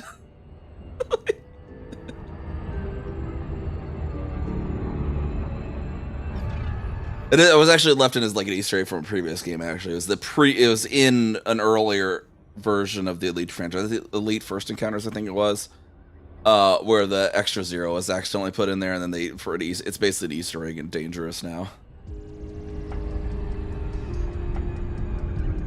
It's funny because if I remember correctly, it's in Epsilon Indy, which I think, if I remember correctly, is Reach in the Halo series. So.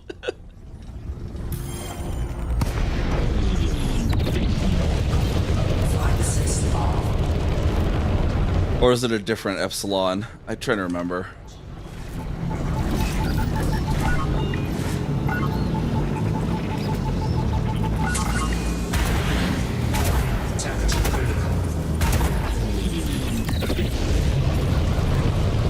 Alright, we'll avoid our own torpedoes. We don't want to ram into those things. We'll watch for those things to hit him. Drop his shields out. It's a very weirdly specific build, but it works for these NPCs on a raider like this. Okay, they should be hitting him any moment. Oh, he turned. He's outrunning them again this way. I gotta drag him. Okay, do a turn there, sir. There you go. Hit. Drag him into them, and then we'll just... all these other ones. How do you like these, sir?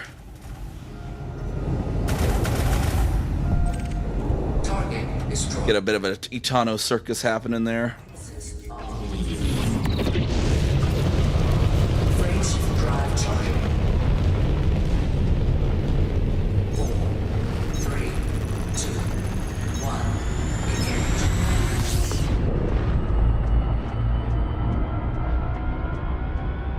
Yeah, oh no for him.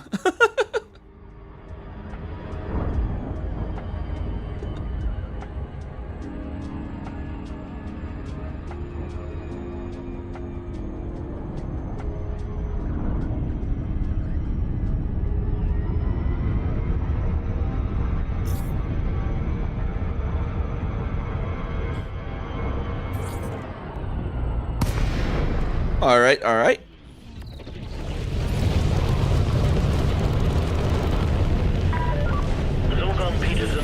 Oscar Bravo. We are pleased to have you at this Imperial facility, Commander. Approval is granted. We have prepared for your arrival on pad... Go over the hammer arm.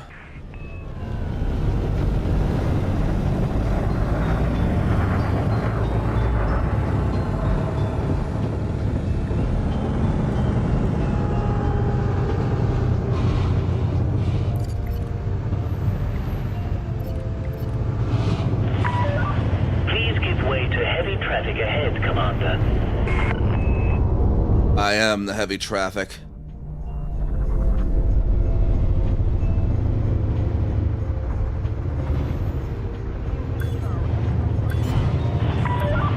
Please be aware, Commander, your landing gear is not deployed. Be patient, sir. I'm deploying it.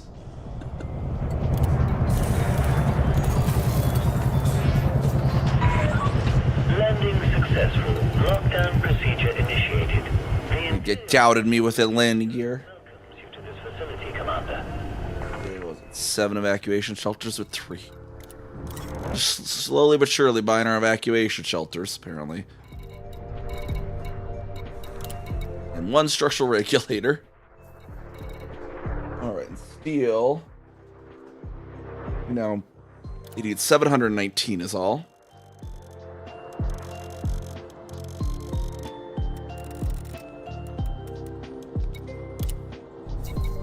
Move on to our titanium, which we need like 6,000 of, so definitely just full up on that.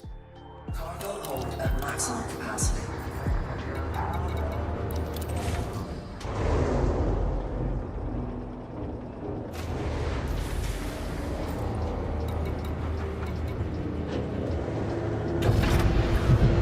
Fine, where's the bounty I got from... Please observe speed restrictions upon exiting. Keep meaning to check the local news board when I'm here one of these times for where we're expanding from, and I keep forgetting to.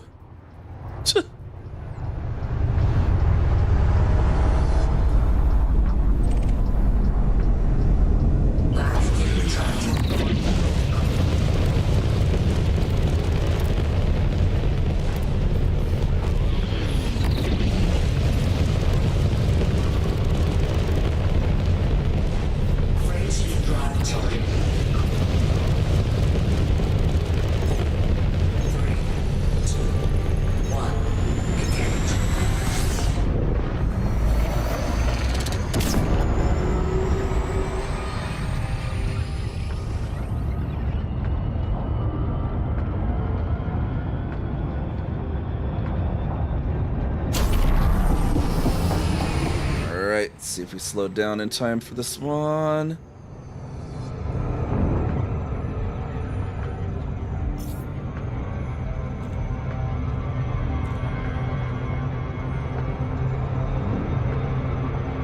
A little fast on that, so let's do a loop early.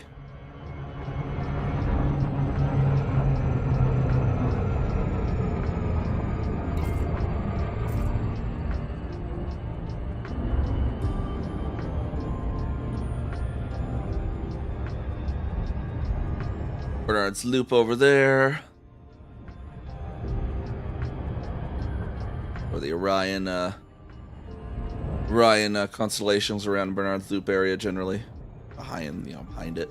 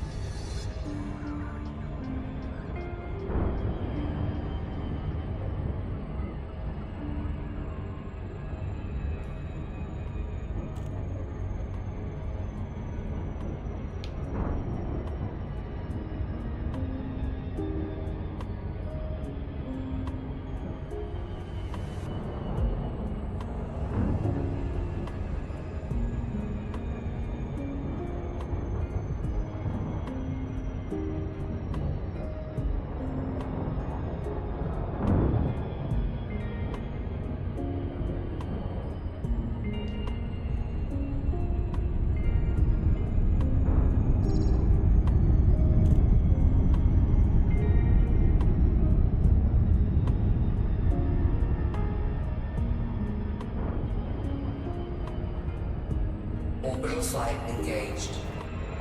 It always seems to come in weirdly fast on this one. I think it's just because it's such a small planet. It visually seems like I'm visually misjudging it, I think, or something.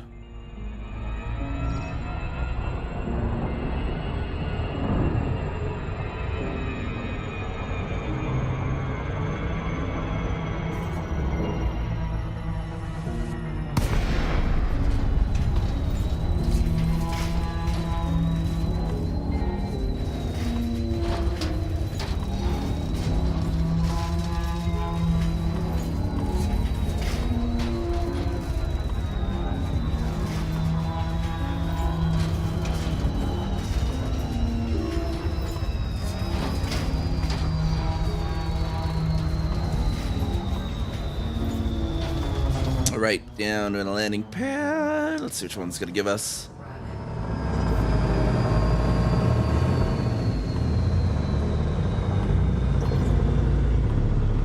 I wish with the surface ones they'd have an orbital construction site above it, so you don't have to go down every time. Just be like, be able to deliver them in orbit. Especially like, oh my god, like the tier 3 surface ones. That would just be a extra slog and a half. Like if we could just be like, deliver them to a surface one and then they go down and build it. That would be really cool.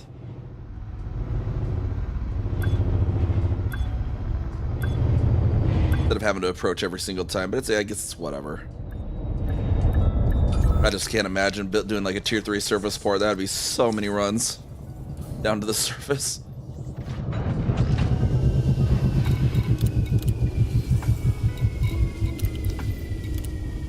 Landing gear retracted. Ship released. Engines engaged.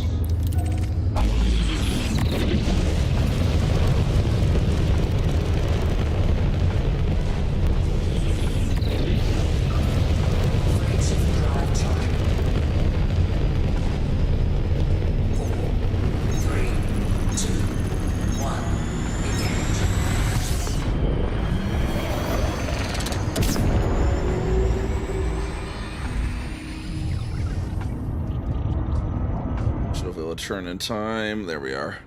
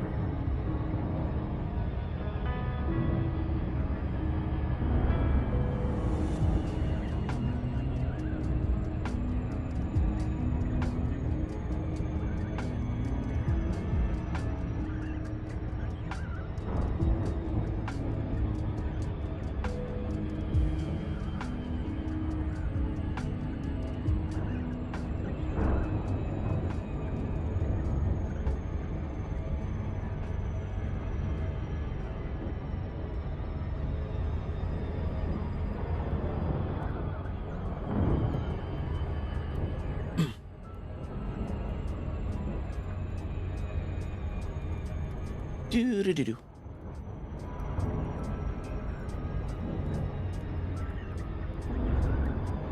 Got the supreme throne there. I see Desi's carrier.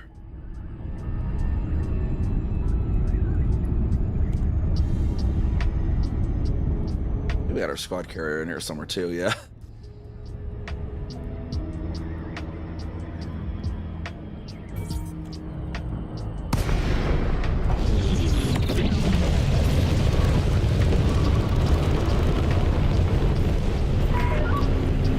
Peterson Bravo, Oscar Bravo. We are pleased to have you at this Imperial facility, Commander. Access is now granted. Please proceed to Bay 2-4. And we go into the wings again. See, really, the secret is this is just actually a buffalo wing restaurant.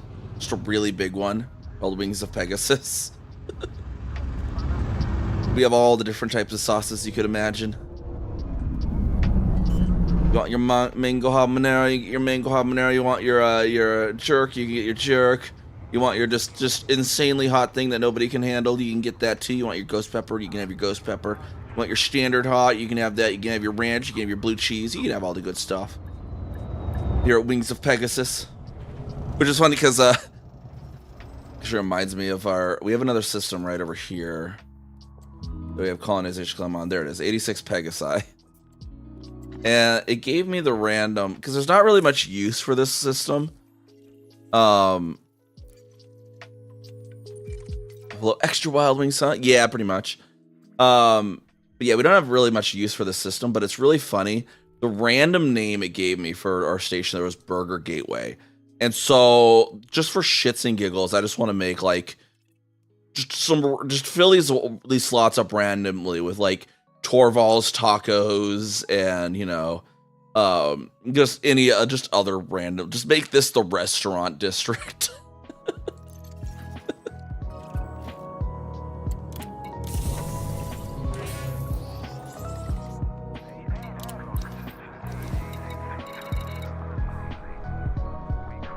And then I know we need evacuation shelters still. Oh, we have 4 this time. Do we actually need 4 now, or were we actually under 4? We need 4. We actually need 4. Exactly. Perfect. And then, ooh, 2 structural regulators this time. Yeah, Leong Yui's rice. I was gonna do Torval Sagas because I'm Torval Power, but I maybe like let's see, Lavini's. I was in a chat with one of the other creators too, and we were coming up with a whole bunch of ones because it came out because the Kumo crew, they have their Kumo burgers, which are totally not human. Totally the Kumo burgers. But I was like, well, we got, you know, Torval tacos. You know, it's like grandma's traditional Christmas tacos, which apparently my family's just the weird one out on that. Everyone's like, what the hell are you talking about? I'm like, Christmas tacos. But what do you guys, what? And they're like, what are you talking about? I'm like, okay, apparently my family's just weird.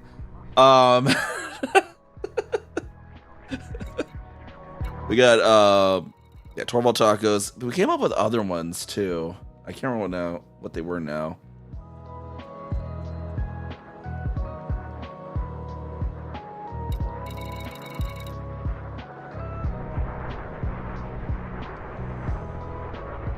Grom's Grub. I think Grom Grub was one of them, because that's just like a general just, yo, grub place. Grom's Grub.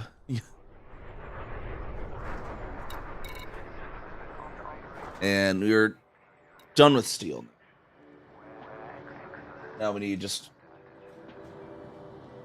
oh, I was gonna say 69,000. What the heck? This ain't a tier 3. 6,000. Cargo hold at maximum capacity. Titanium. There you go. There it is. Why did the CPU in that menu went all weird? Uncoupling sequence complete. Depart. Grom's Gumbo would be good. Christmas Gumbo, that's good. I like the idea of that too. I know we usually, my family usually does like chili. Like they usually have a chili and an oyster soup. And a chicken noodle soup. That's what they do for the big family gathering. But they did tacos one year. Actually, two years, I think we did it. Taco bar for Christmas.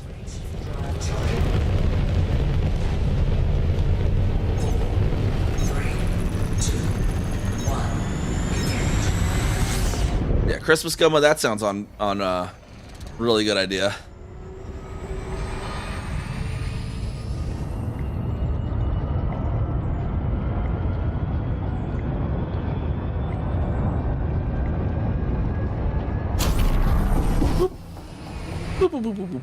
We'll pass that there. We'll just loop around.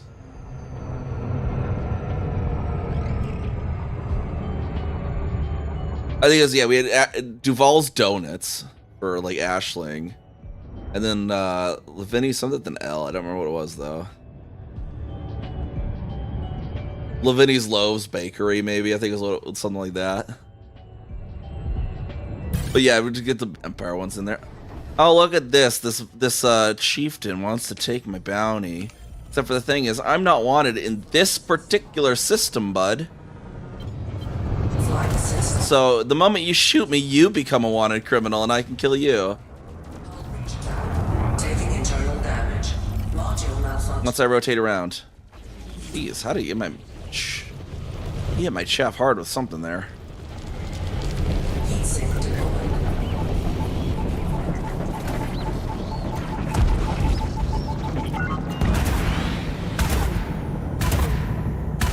Alright, we got the reverbs out first. And then we'll try to drag him into the reverbs. There we go, and then... He hit me hard or something. All my hard points and utilities have a little damage. Pop the torpedoes. The locks, that'd be great.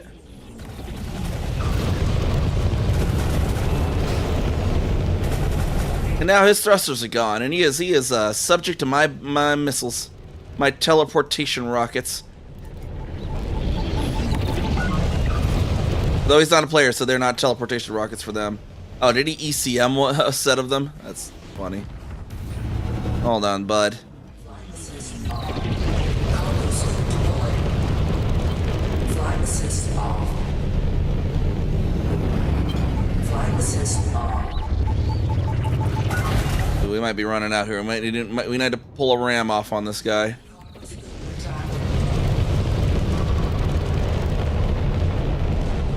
Duval's Donuts, yeah. Totally not affiliated.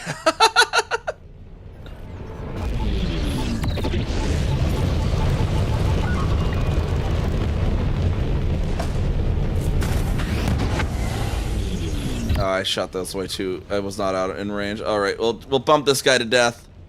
Although we need to slow him down a bit to do that. Let us try and get in front of him in this regards.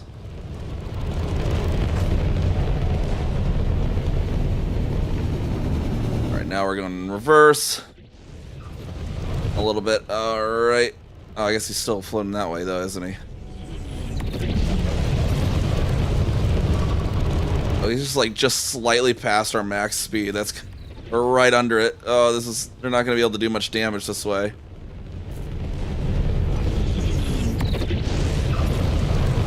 Come on, I need to get in front of his travel and slow him down.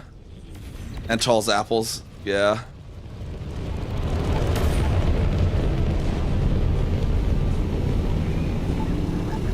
He's at 29. Maybe we have enough here that we can just pop. Oh, it's not quite enough. See, I need to get another pack count launcher on this instead of one of the torpedoes, because some of these other ships need a little more than the two can offer. He's floated away a little too far again.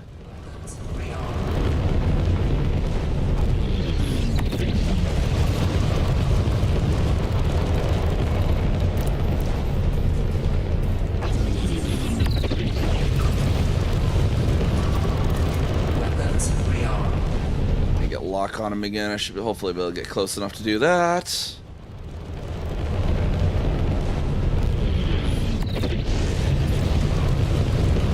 Can't tell if I'm approaching him at all or not.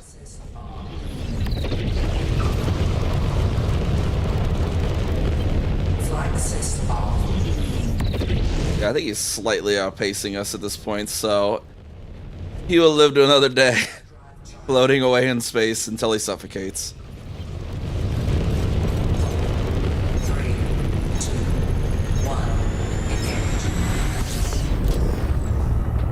1, Patrius Pizza. The Patrius Pizza would be a good one. Patrius's Pizzeria. Oh god, it reminds me of, there's a oh, what's the name of the place? It's an actual New York chain.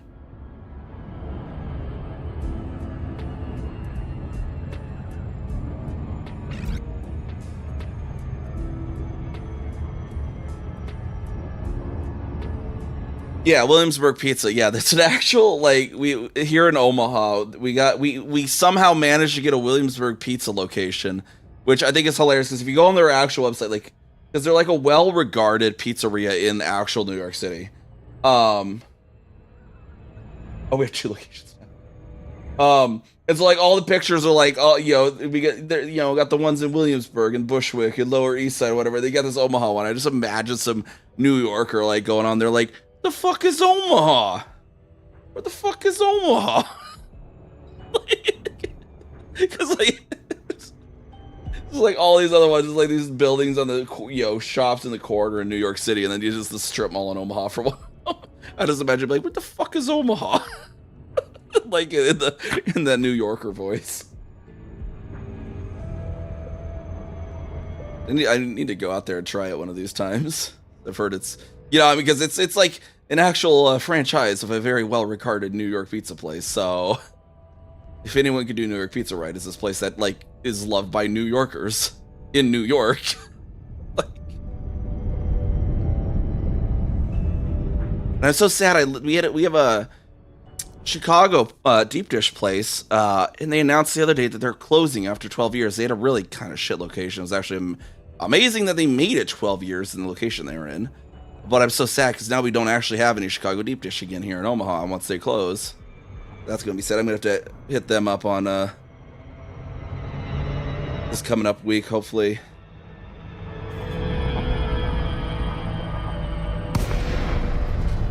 Last day, hopefully I have time to...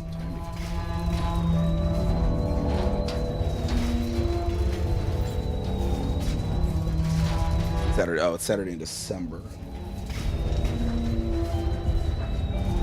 Yeah, so I'll have to hit there on like Monday then for sure, I think.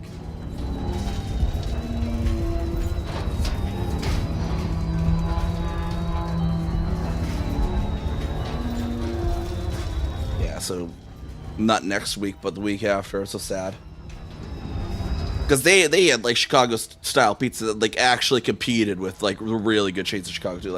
Like they were at, like, honestly, in my opinion, as good as Picard's, which is like very well regarded in Chicago.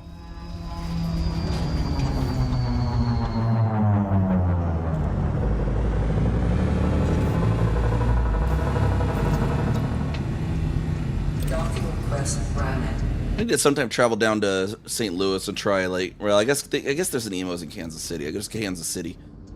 Try an actual location Emo's pizza. I tried their frozen ones; those were good. I need to try the actual in-person ones though now.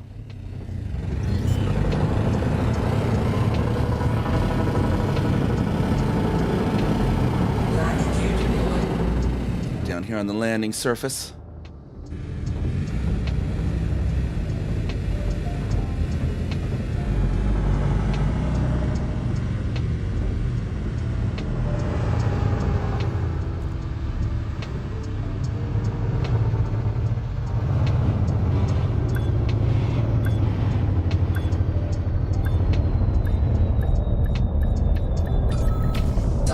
Right on there.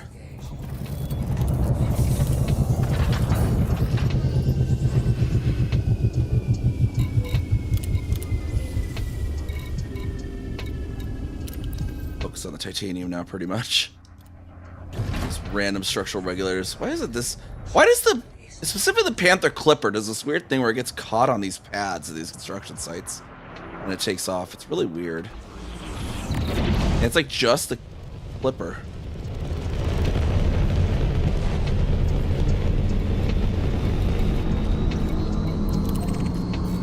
For whatever reason.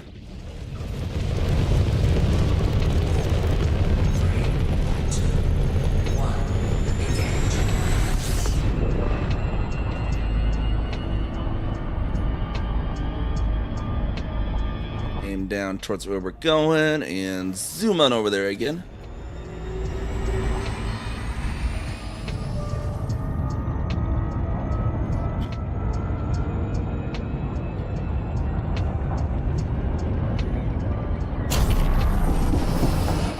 Moment late there.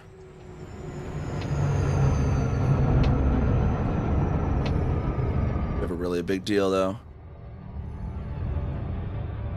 Wait, what the? Hold on, what? I see that you chatted there, but I don't.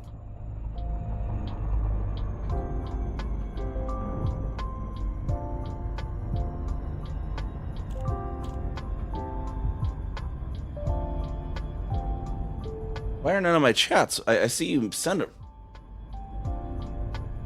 Is massive. Night poles in the middle of flight path. Yeah, okay. Hold on. Let me figure out why that. I got the notification that I got a YouTube chat message, and I see it in my stream preview, but it's not showing up in my actual chat box.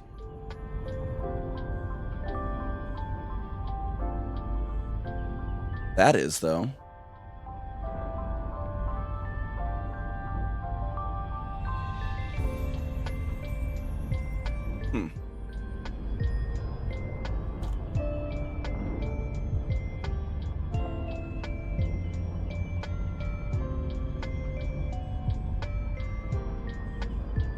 All right.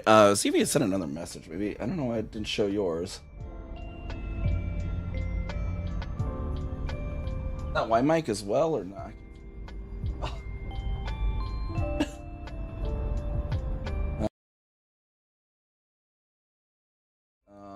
That was the wrong button. Now we lost it.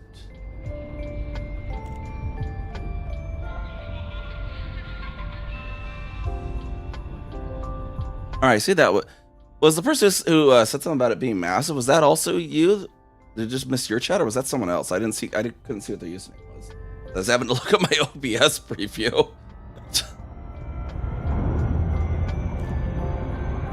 I don't know. That was weird. I don't know. It looked like it was a YouTube comment, so I don't know what was going on there. I mean, my lights flashed red, indicating it was YouTube.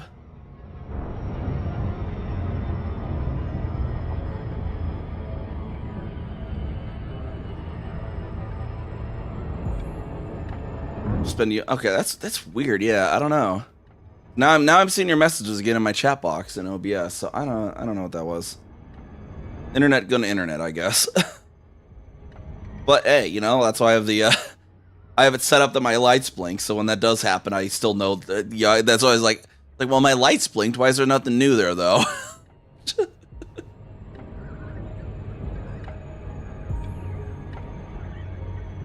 Yeah, okay, so the massive was, okay. So I was like, is it like filtering someone? Or is it just, I couldn't tell if it was your name. So I was like, is there someone like being filtered for some reason? Yeah, just intrawebs.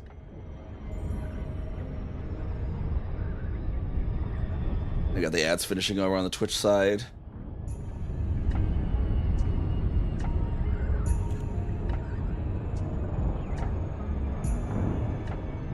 See, I don't have my windows open today, but when I have my windows open, sometimes I imagine some neighbors walking in the apartment, you know, park or whatever that's out the window there, a little garden.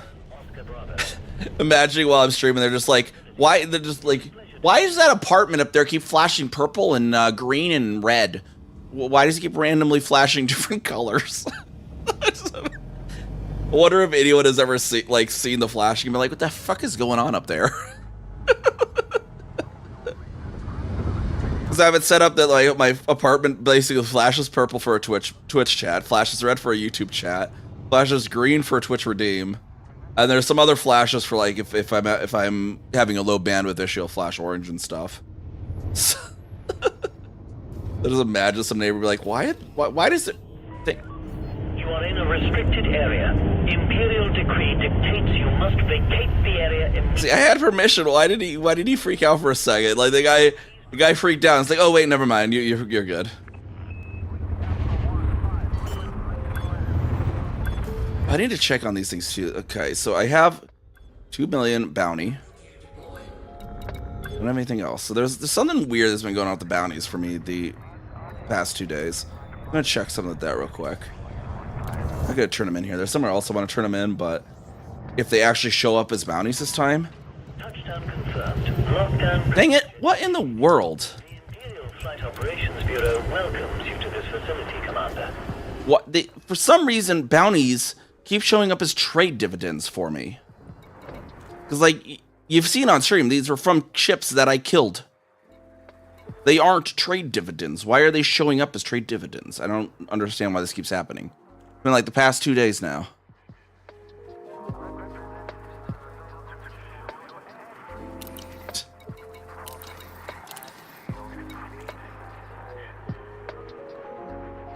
There was one, there was one time I committed a bunch of crimes, was being sent to a prison ship, and I was singing, I don't remember, it was like, here we go again, going to federal prison. I was like singing a silly song, and like I heard my neighbor walk by outside the door, and I'm like, I wonder what the heck he's thinking.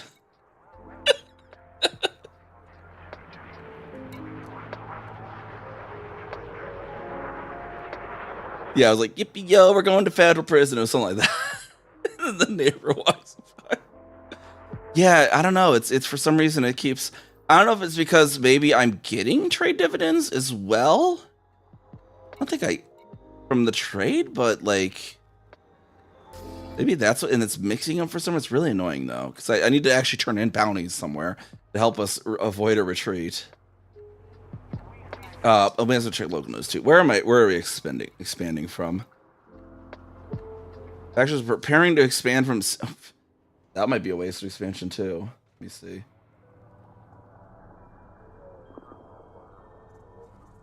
I think we're in every single system or two.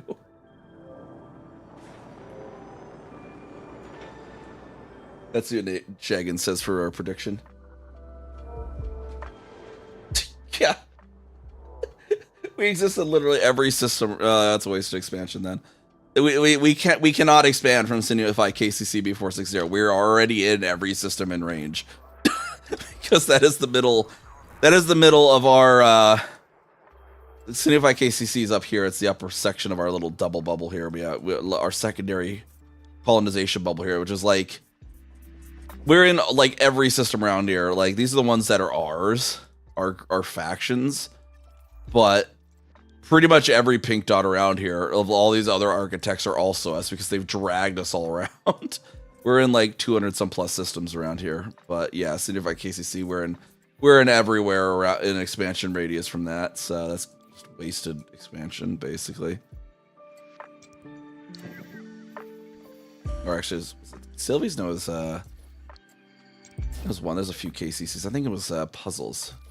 It's puzzles that we were going from.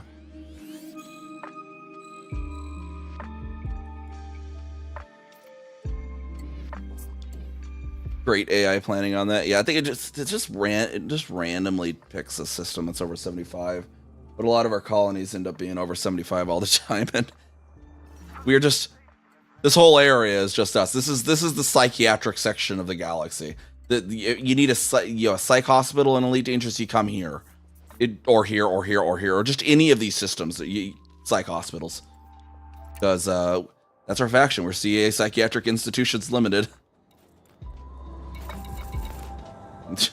That's us. For all your depression needs. More titanium. Sure.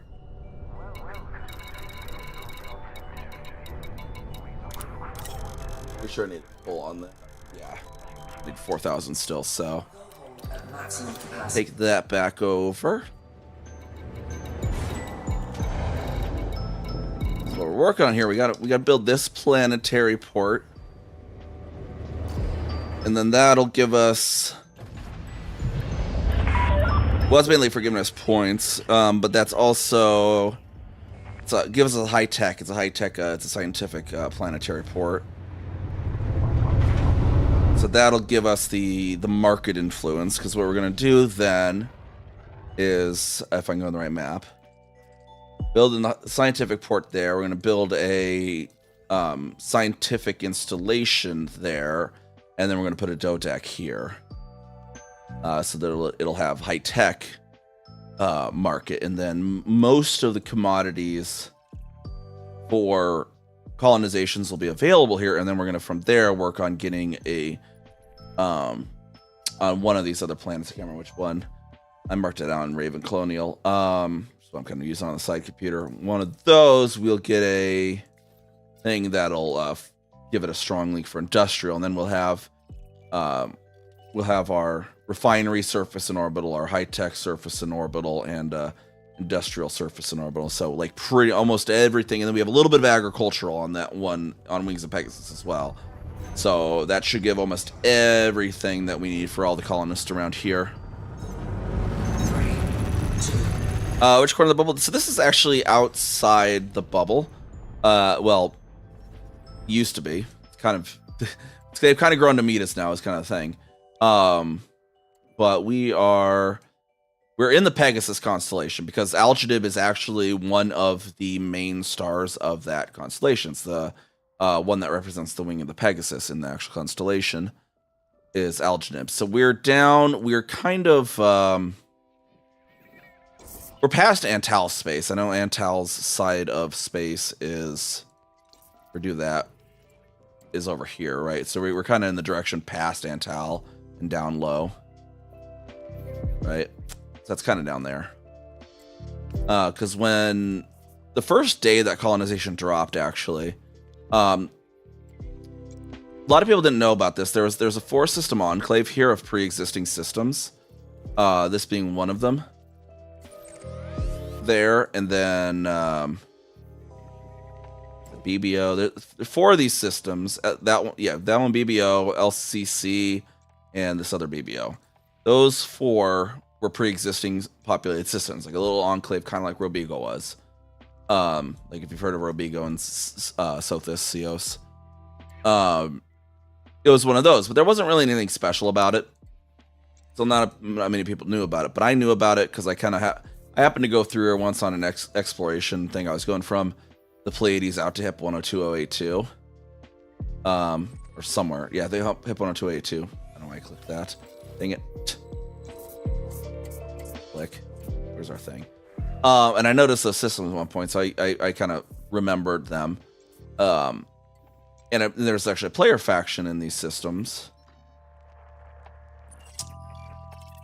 called Spinner Marches Alliance Concern, which was actually created as a player faction. They were the furthest player faction with a home system from Sol, because back when the applications were open to make player factions, you had to be within 350 light years of Sol for what you wanted your home system to be, and this is ever so slightly under 350. So when Colonization came out, I was like, I wonder if FDev's using the same criteria for what they considered the bubble for where the system colonization contacts will be active. And so I flew out here, and sure enough, they were active in LCC, but they weren't in like a place like Robigo and whatever. We're past the 350. 350 was the criteria they were using for that. And so I made this system here, which on the first like 2 days of colonization was the furthest colony from Sol, until the people that were mad chaining out to the Pleiades actually got there. Yeah, that'd be cool if because now there's definitely a lot more systems. It would be cool if they could modify that system, get the player factions back up, and have a criteria now like, hey, you want a player faction, and you need your home system to be a system that you colonize as the architect. Simple enough. You don't have to worry about, someone getting mad that you put your faction in their system or something, because I know that was a thing in the past with some things. Like back when I flew with Sinbad Regime, there was like an instance where basically what happened, they had a system, New Tower, I think. It was New Tower. Let's see. Yeah, it was New Tower. So they had so Sinbad's actual home system was 45 Tower, but New Tower was a better system.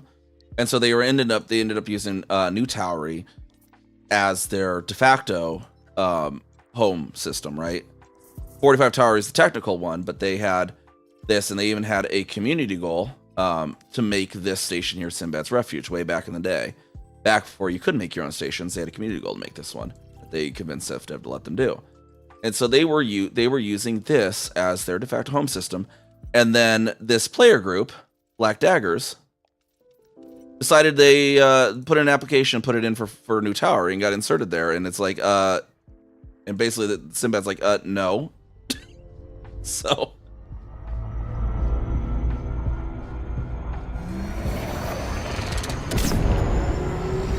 And then the second wave of faction applications addressed that being like, okay, you can't put it where there's another player faction. They fixed that because there was a whole forum PvP going on over that. Like the Black Daggers guys being like, they're you know, how dare you let them not let us grow our faction here? You put our faction in this system.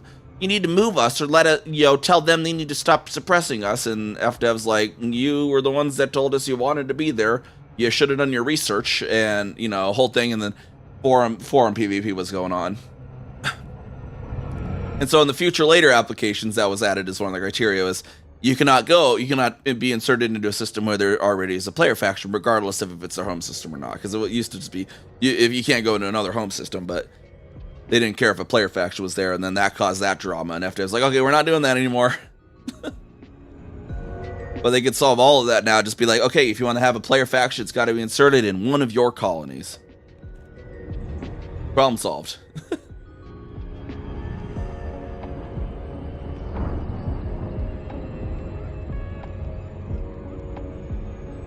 And then when I made my faction, because I did the second wave, I made the,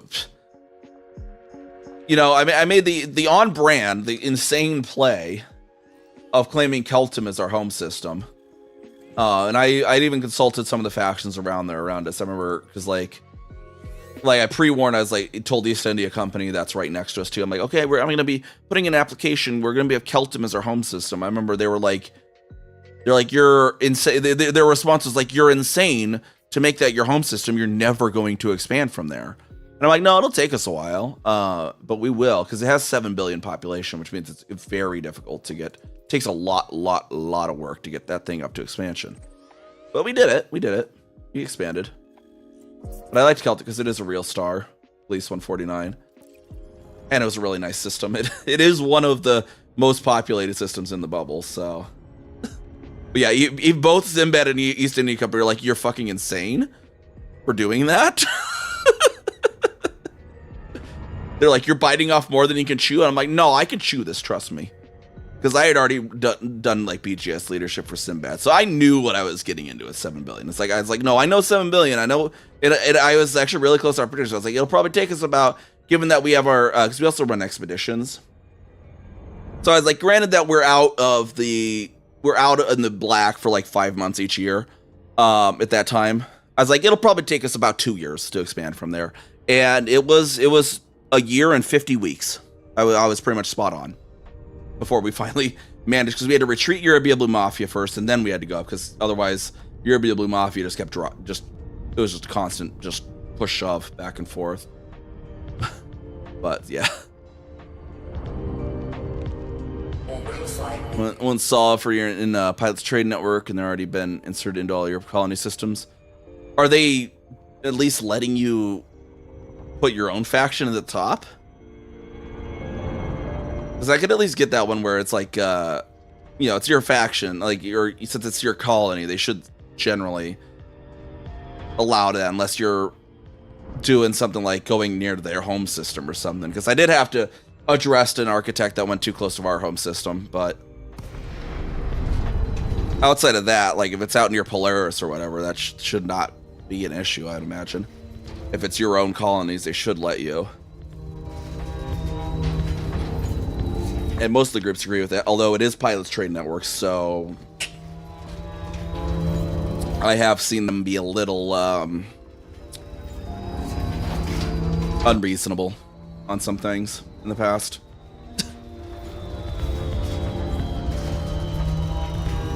Yeah. Too. Yeah, but I think at least like if FDev just had to be like, if it's your own colony, you should be able to add your own faction to it, yeah, as your home system. And hopefully like Canon and PTN would let you put your own faction to the top in any case. You know, if you most of the big groups, if you're like, hey, I'm the architect and I want this to be the controlling faction, generally they should be accommodating. Yeah, and like PTN probably has so many they probably don't even know. Docking request granted. But yeah, most of the groups are accommodating on that as long as it's not. Yeah, Canon also has a shit ton.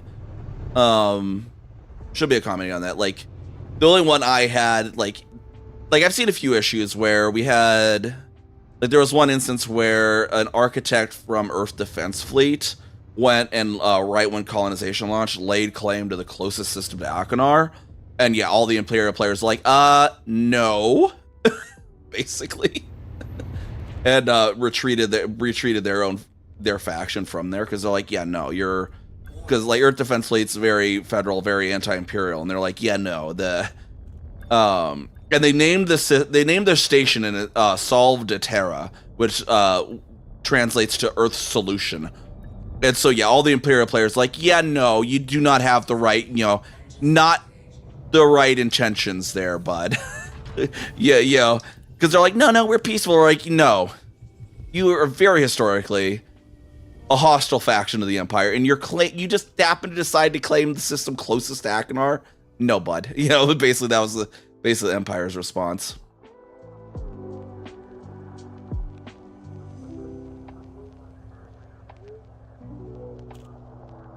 Yeah, everything out there you put there, yeah.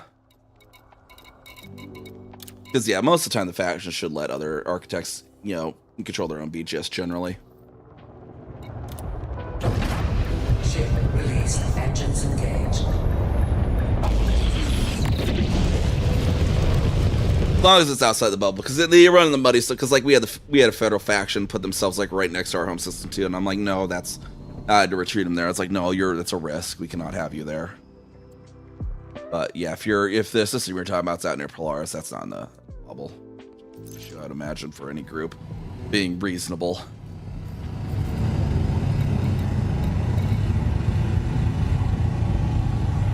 And I think Pilots Trade Network would be reasonable enough on that. They're not CEC, so I know though those guys have historically have also been unreasonable about, among other things, colonization out away from the bubble.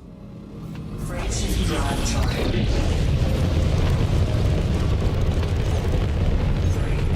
2. I know CEC was getting weirdly aggressive with some people on an LBN 623 as well.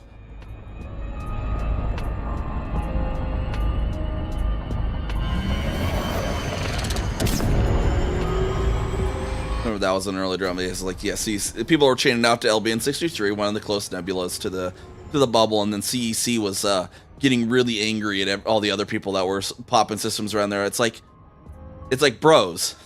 It's one of the closest nebula to the bubble. Of course, everyone and their sister is interested in colonizing near it. Like, but they kept acting like, no, you're specifically doing this because of us. It's like, no, it's a freaking nebula right next to the bubble. Like, everyone's gonna want to be there, bud.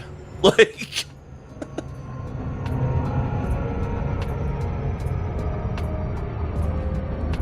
76 Draconis is your test system. Everything else is out past that. Alright, let's see. How far was that one? Then our Draconis can be. It's a direction, basically. It could be anything as close to Sol or not. That's not too bad. It's a pretty decent distance then. But yeah, I think it was, PTN went towards Polaris. A lot of their chains that. Someone, it's a colony over here. Colonies up here even.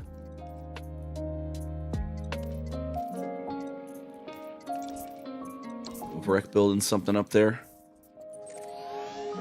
Overek, what are you building? Are you in here? if Rick might actually be in chat. All right, let's loop around here.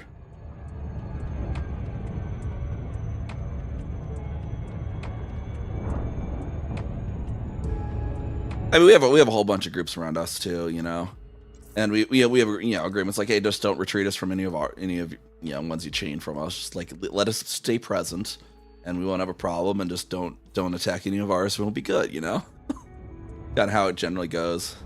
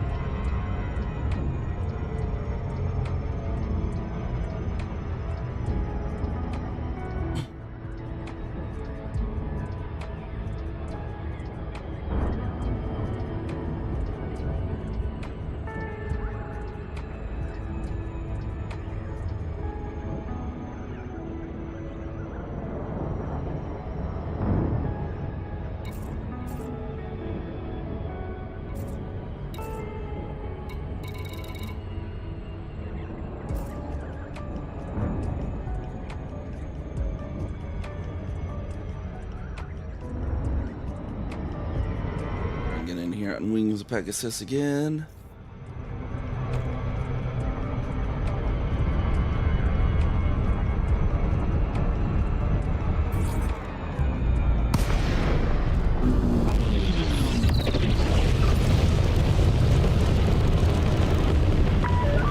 Zorgon Peterson Bravo, Oscar Bravo.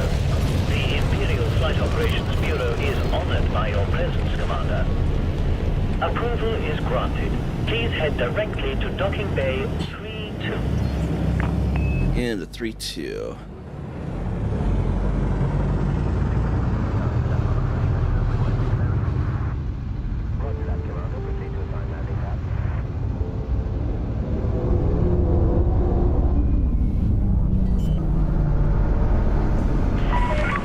Please I just want to see how absurd the Dodec is gonna, because I'm gonna do.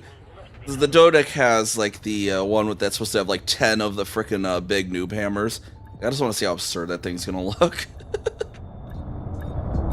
Hull integrity compromised.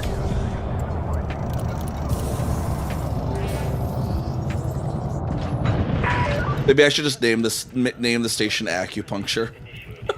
welcome to the facility, Commander. It'll look like a ball of needles.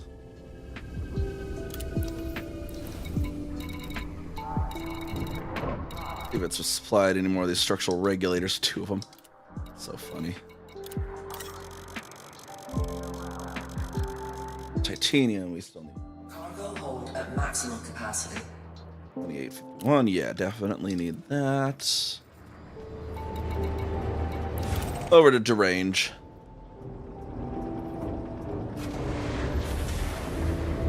Yeah, hideous sea urchin station. Yeah, it's like, you know, if I'm gonna get that thing, I have to go all the way. Coupling sequence complete. You may leave when ready.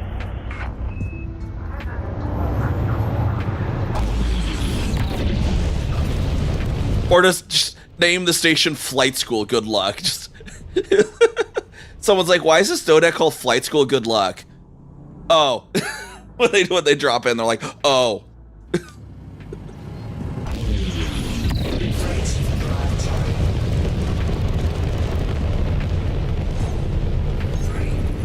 Yeah. I mean, once I build this stuff, I'll probably custom name of this stuff too. So I had like, when I first started, I had some like other systems going, because I was gonna have pop up here. I need to build some of these too. I'll probably keep them on their themes, but like 118094. What's my other one? This one's gonna be. This one's all named after One Flew Over the Cuckoo's Nest, like Randall McMurphy Memorial Hospital, which, and on the surface we have the Cuckoo's Nest. Wait, no, that's not. I need to rename that one. The Cuckoo's Nest, and Randall McMurphy flies over it. So this is our One Flew Over the Cuckoo's Nest one. We have a Another station themed a girl interrupted. But yeah, I might take this system, name some of the ones just like, you know, just name the station after them, like with station name One Flew Over the Cuckoo's Nest, station name Girl Interrupted, you know.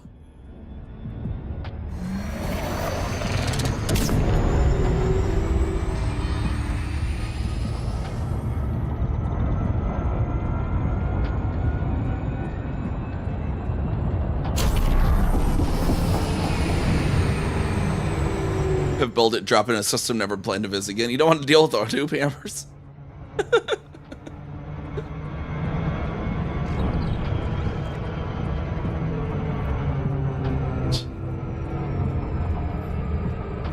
mean, it's gonna be our high-tech stations. I wouldn't bring like, oh yeah, it's a bunch of high-tech, high gravity, because it's like at the end of those arms, it's like 10G gravity or something.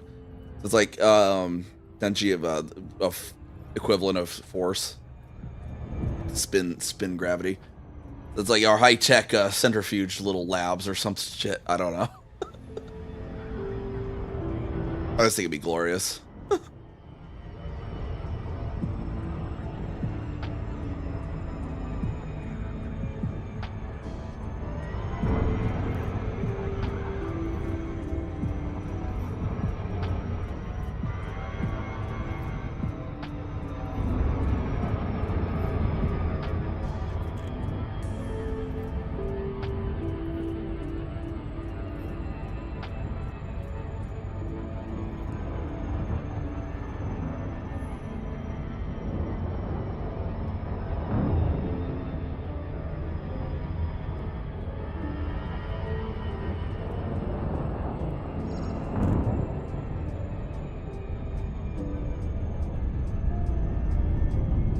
I might need to leave the name to range though. It was completely randomly generated, but it just matches the theming of the Psych Institution so well with being like almost like a pun on deranged. Orbital flight engaged. And I probably have to leave the random name for Mobius Legacy too, because it's like a double pun as well. Or it's almost a double reference because it's around a black hole, and so it refers to that Mobius, the Mobius most people are probably thinking of, but there's also a pioneer of psychiatry that was named Mobius as well.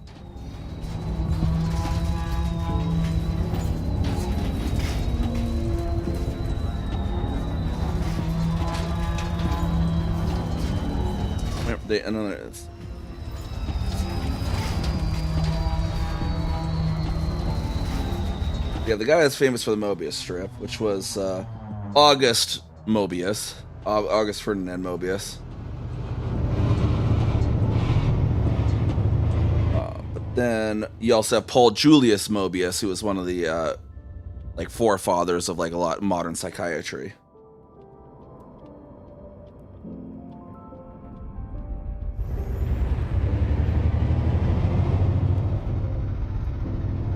So I gotta have that. There's like almost a double reference. This outpost we have out here. It's kind of a double reference to Paul Julius Mobius and August Ferdinand Mobius, because yeah, August Ferdinand's math is relevant to black holes, but then also we're CIA psychiatric institutions, although we don't own that one. It gave it to that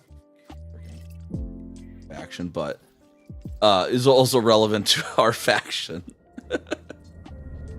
For Paul Julius Mobius.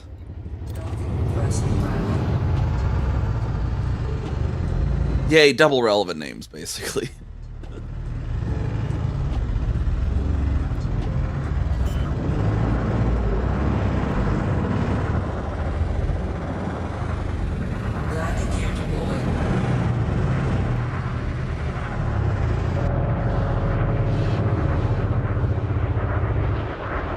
You just the dodeck with the 10 hammers. Just be like, hope you drop in on the right site station.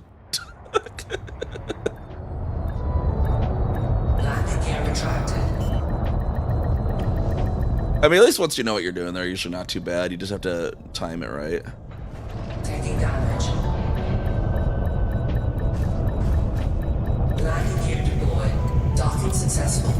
But at least it makes it stand out a little more from from the Coriolis, because like while the base one is definitely bigger, it's way bigger than the Coriolis when you look at it and how the proportion of the mail slot is to the size of the thing. Like the dodeck's freaking huge in comparison. It's just sometimes it's a little hard to see that sense of scale at first. It does make it stand out a little more as a tier 3 with all these freaking things sticking out of it. I wish though what I really wish they would have done to make it really stand out is have all the struts that are sticking out, have them just be support struts for a pair of the the rings, kind of like the Ocellus and the Orbis stations can have those population rings. Instead of having be just noob hammers, they're just struts for rings that also go around on the outside.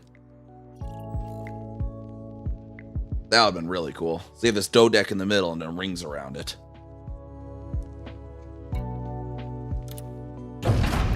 Ship release. Engines engaged. Landing gear retracted.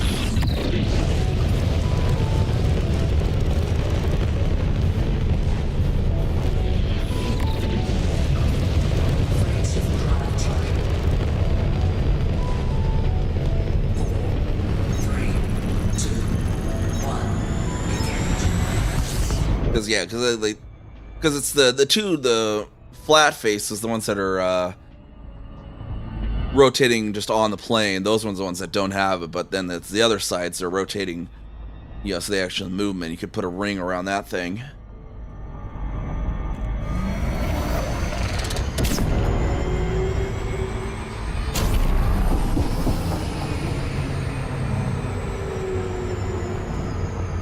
And then the ring would have spin gravity. Although to be fair, they'd have to make the station go slower, otherwise they would have the 10G that the frickin' noob hammers have at that point. But I mean, maybe they could.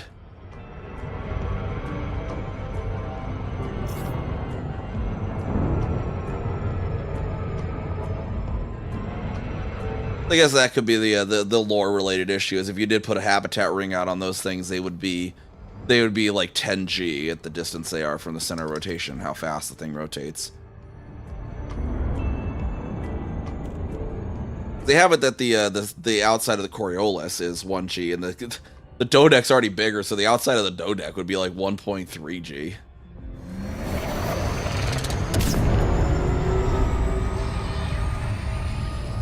If you're in one of the inverse skyscrapers on the outside.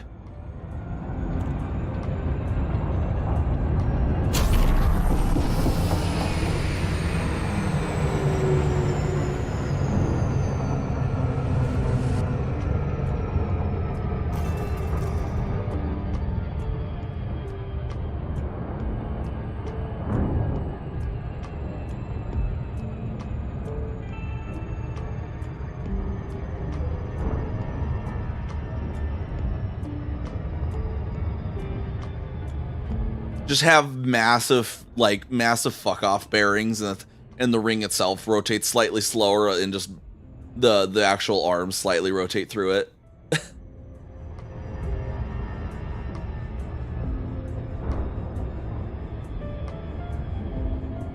So you have the dodeck inside is actually spinning faster than the rings. That'd be really cool looking.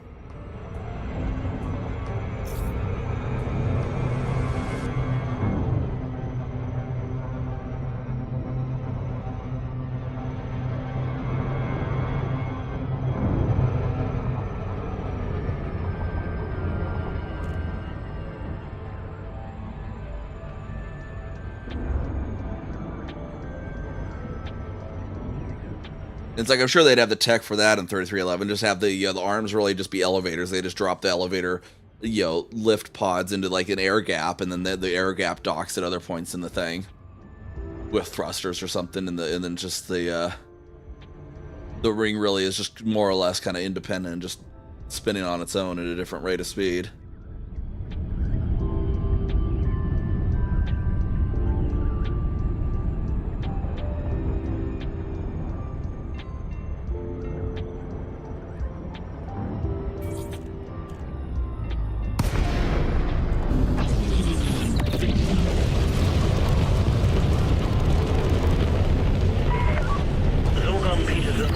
Oscar Bravo. The Imperial Flight Operations Bureau is honored by your presence, Commander. Permission granted. Please proceed to to Bay 17.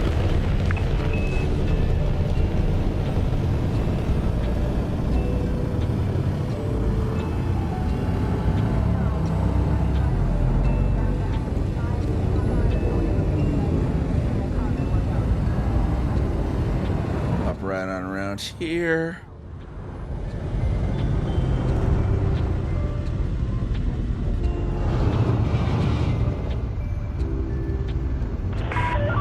Please maintain current vector, Commander.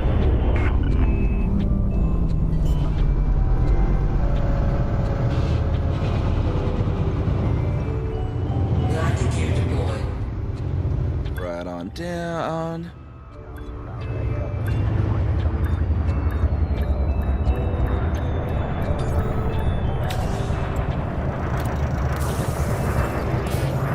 So we'll do another load of titanium. Probably our last load. You may alight when ready. The Imperial Flight Operations Bureau welcomes you to this facility, Commander. We'll throw 2 structural regulators in there as well.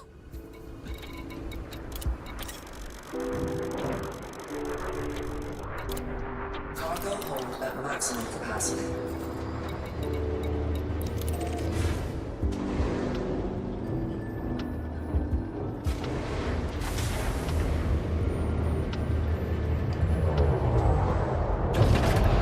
Landing gear retracted. Your ship is released. Be careful to observe restrictions when leaving the station.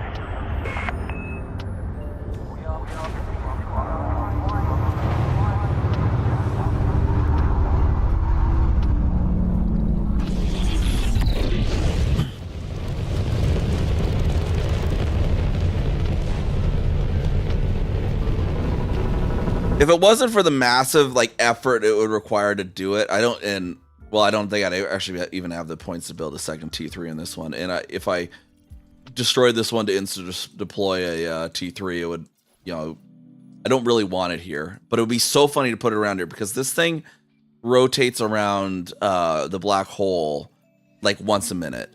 It's ridiculous, and it's very trippy, and it's instant because it's growing so fast that like the whole skybox is moving like. The outpost is rotating like a Coriolis station. It's like a similar speed if you turn rotational correction off. I just want to imagine putting a dodeck in there with all the hammers, then someone going in and turn rotational correction off. It's like, hey, good luck.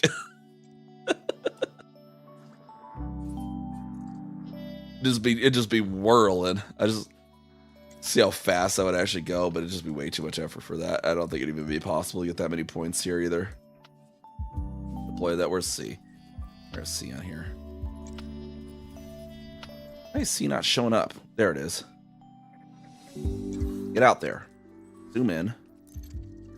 Zoom in more.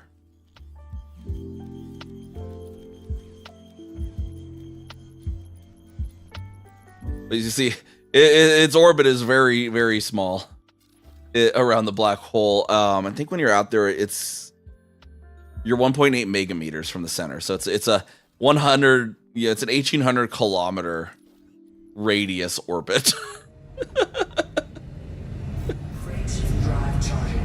Yeah, it'd just be a blender. This is if you turn rotation correction off. Because me and Rain Man were playing around over at my station Mobius Legacy like a while back on stream, and like it was really funny because if like he was 7 kilometers away on the opposite side of the station from me, and then I was on the other one, and one of us turned our rotational correction off, we would just come like flying by like each other at like 4,000 meters per second. When one of us is synced to the rotation, one's not, it would just be like zoom. And we wanted to see if we could kill him by smashing like. He was in like a small ship, and then I brought the Panther Clipper. And it's like, okay, let me see if we how bad it would kill you if we smash into you. And I was effectively going by him so quick that the game didn't recognize, like, even though we were very clearly going through him on his screen, the game didn't recognize us to be hitting him because between the server, between the game's little network ticks, at one point I was above him, and the next moment I was below him. And just never any point where I hit him. We were moving so fast relative to him.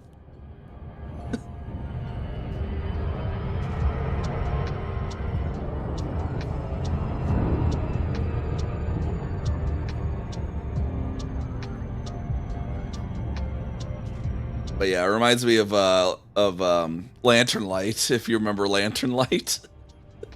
Just imagine doing Lantern Light, but as a Dodec instead would have been so scary.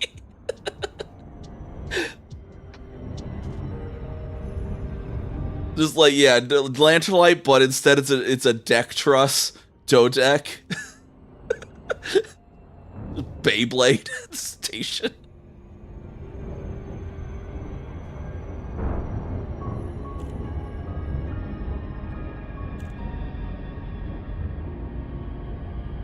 God, I miss Lantern Light. That was so funny. Just like being inside. If you got in like just the right part in the station, turn your flight assist off. You're to everyone else, you'd be flying around the station like a batarang. It worked real because I had the Midnight Black Mandalay too, so I just looked like a freaking batarang just flying around inside of the station. Because that thing was spinning like 150 times per second. It was ridiculous.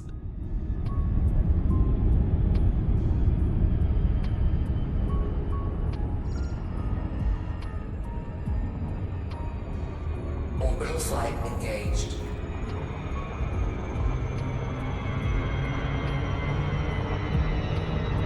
And this planet always seems to go too fast at first.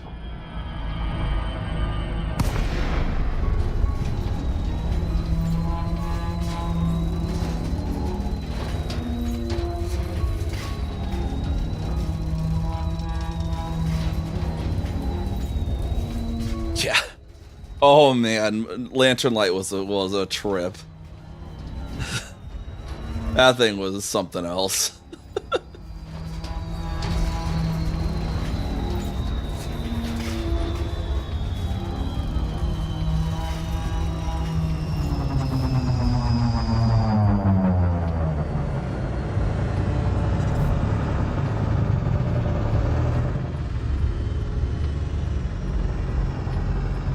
Because like the orbit basically had latched it, like did a tidally lock latch to a point on the surface of the neutron star it was orbiting, except it was a millisecond pulsar, and so it was orbiting like literally hundreds of times per second.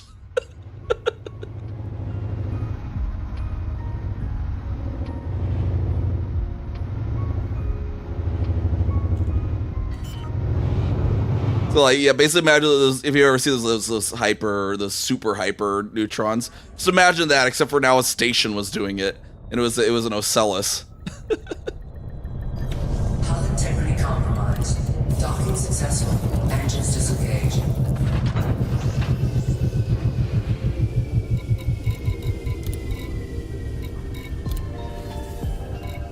Yeah, oh, we can finish off the Titanium. Let's do one more run. What time do we have? Let me get one more run in. Ship release. Engines engaged. I mean, at least finish the night off saying we finished the Titanium.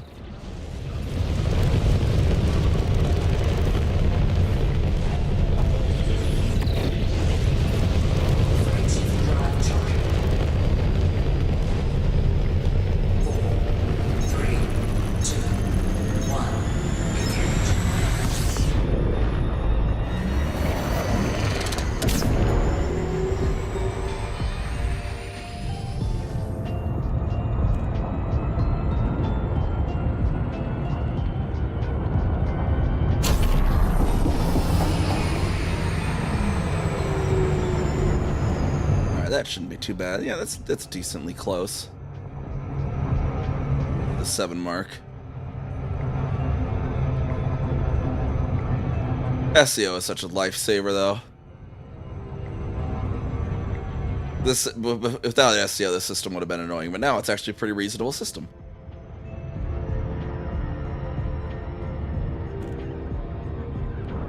$3M, yeah, it's $3M for me too. That's why I usually wrap at 3M. We're going to get one little last run in here real quick just to finish that Titanium, and then we'll see you as live. And then we'll be live tomorrow as well. I'll probably need a little break from Colonization of the last 2 days, so we'll probably do Cyberpunk 2077 tomorrow. And then, as I mentioned, we'll probably, we have an unscheduled, kind of unannounced, but special stream Sunday. We got into the closed beta for Ascendant. So we'll go check that out. got invited to that. So it's kind of like a sort of sponsored content. I don't know how that's technically classified, but I did get the game keys. I don't know if it's going to be a free to play game or not. So I don't know if it technically is monetary value, but we'll say yeah, it is a sponsored content to an extent, I guess, on Sunday. And then we have our long stream on Monday with Cyberpunk 2077, which is like, by long stream I mean I usually stream for like 12 hours.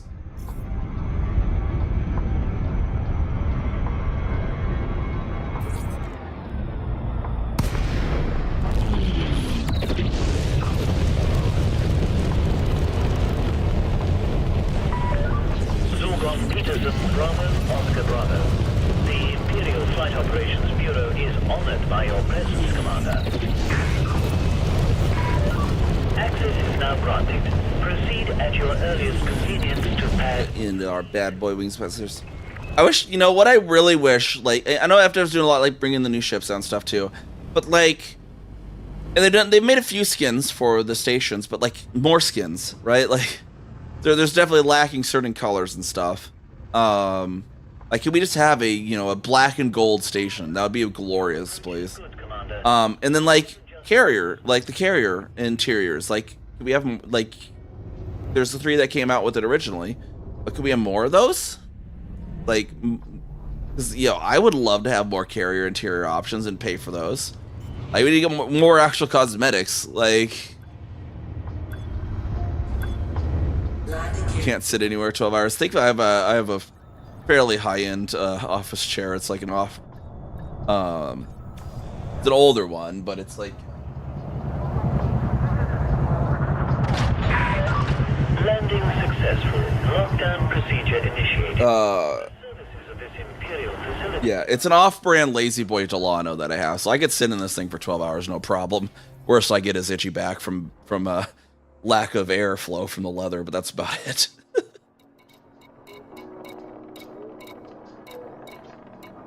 Commodities market there. What am I doing? All right, we want 2 structural regulators. Got and then titanium we needed. Where was it? 247.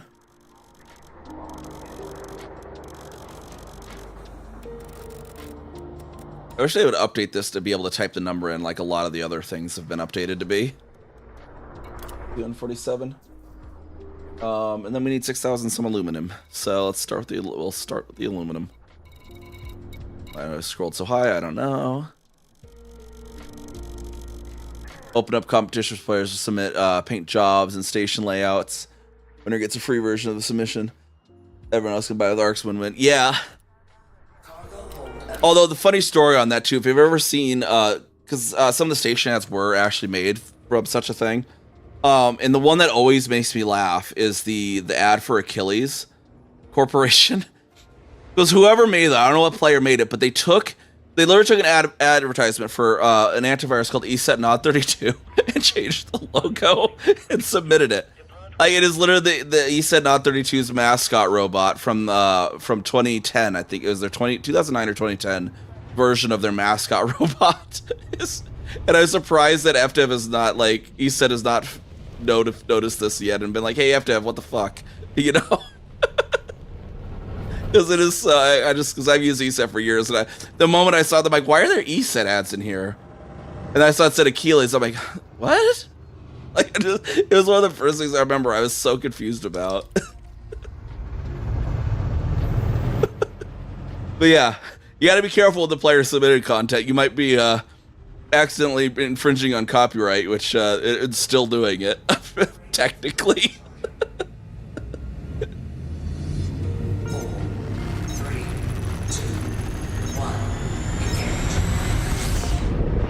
And like the funniest part too is they didn't even change the background color. The background color is that teal that he said. They didn't even change that. They just literally slapped the Achilles Corporation logo on top and submitted it and then won. And it's like, A for winning with like no effort, I guess.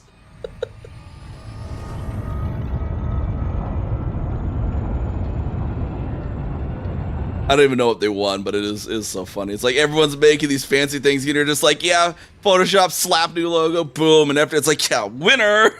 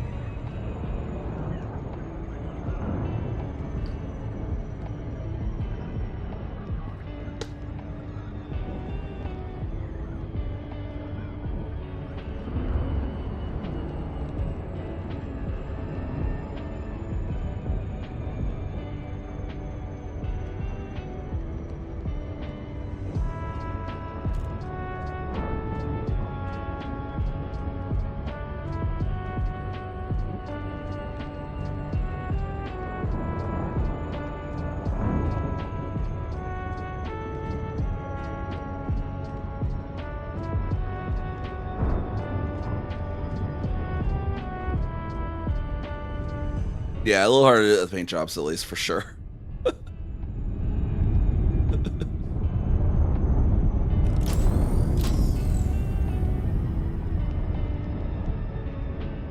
I thought that'd be funny if they could get all the the ED partner program streamers to do like a voice pack, because they have like they did that before, because like the Obsidian Orbital out in the Pleiades has Obsidian Ant's voice, and there's like another one that has Burrs, I think. But it'd be great if they did that again for their new partner creators, because like just imagine having a station where Rain Man's the frickin' flight control.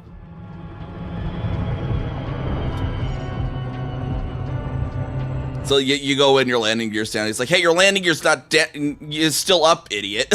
Like I would just imagine like that being the voice. And then we get or when the station opens fire, you get the Rain Man's, haha, get wrecked, nerd. Just saying over your radio. It'd be so beautiful. They need to like, have the partners do that. It'd be so beautiful.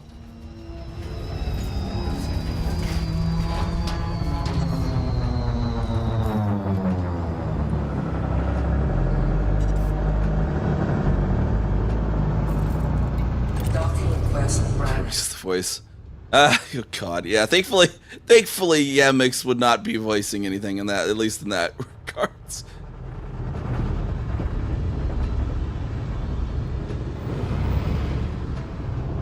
Just get Minnie. Some of Minnie's voice lines just are just. There'd be so much comedy gold you can make. Just get them like they get some station somewhere for them.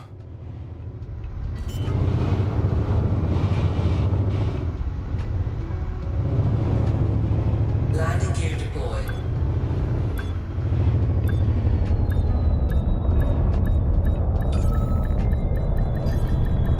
Hull integrity compromised. Docking successful. Engines disengaged.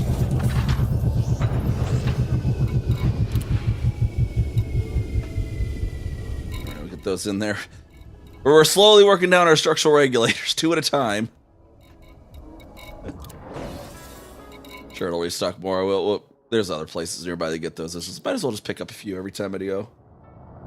Let's see now who is live though. We'll go here into our wrap up screen for the rating over on the Twitch side. So if you're over on the Twitch side, you raid. There's not really I don't have 1,000 followers yet, so I haven't unlocked rating on YouTube. YouTube, you have to have 1,000 followers before you can raid. What? Wait, what do you mean what? The YouTube side thing? Yeah, that's what I learned. They have their version of raids, but you have to be monetized. Which you join right as I'm ending. Oh no! Oh, let me just snooze the ad. There we go. Ad was about to start in 3 seconds. Whew. Save that one. We're gonna check out Rosa Tequila. They're doing some anti-Xeno. But yeah, I'll be live tomorrow as well. We're probably doing some Cyberpunk tomorrow. Give me a little break from all this colonization running for 2 days. And time zones, yeah. But yeah, same time tomorrow. Plus, we'll run a little late tomorrow because it is my Friday tomorrow, my work week Friday tomorrow. So I can run a little late, but I'm not gonna run as late as I normally do because I'll need to wake up a little early for that closed beta for Ascendant, which is going to be at 1 p.m. Central Time. So I'll need to go not go quite as long, but I'll go a little longer than I would tonight. And yeah, Rose Tequila is another wonderful Elite Dangerous streamer. Check them out. They're doing Goids. Everyone, thank you for coming on by, for the lurks, the follows, the chats, all that good stuff. Always much appreciated. And we'll be live tomorrow. We'll be live, as I said, with the special kind of one that I just announced here, the Ascendant.com closed beta. It's like a, what are they called? Where you have to, the squads and you have to survive. The kind of like PUBG, I guess, but it's like 80s themed, I guess, is what from what I've been getting about it. So that looks kind of interesting. And then we'll be doing Cyberpunk tomorrow, the Descendant.com playtest day after that, and then our long stream on Monday with more Cyberpunk. So, yep. And I'll see y'all next time. Bye-bye.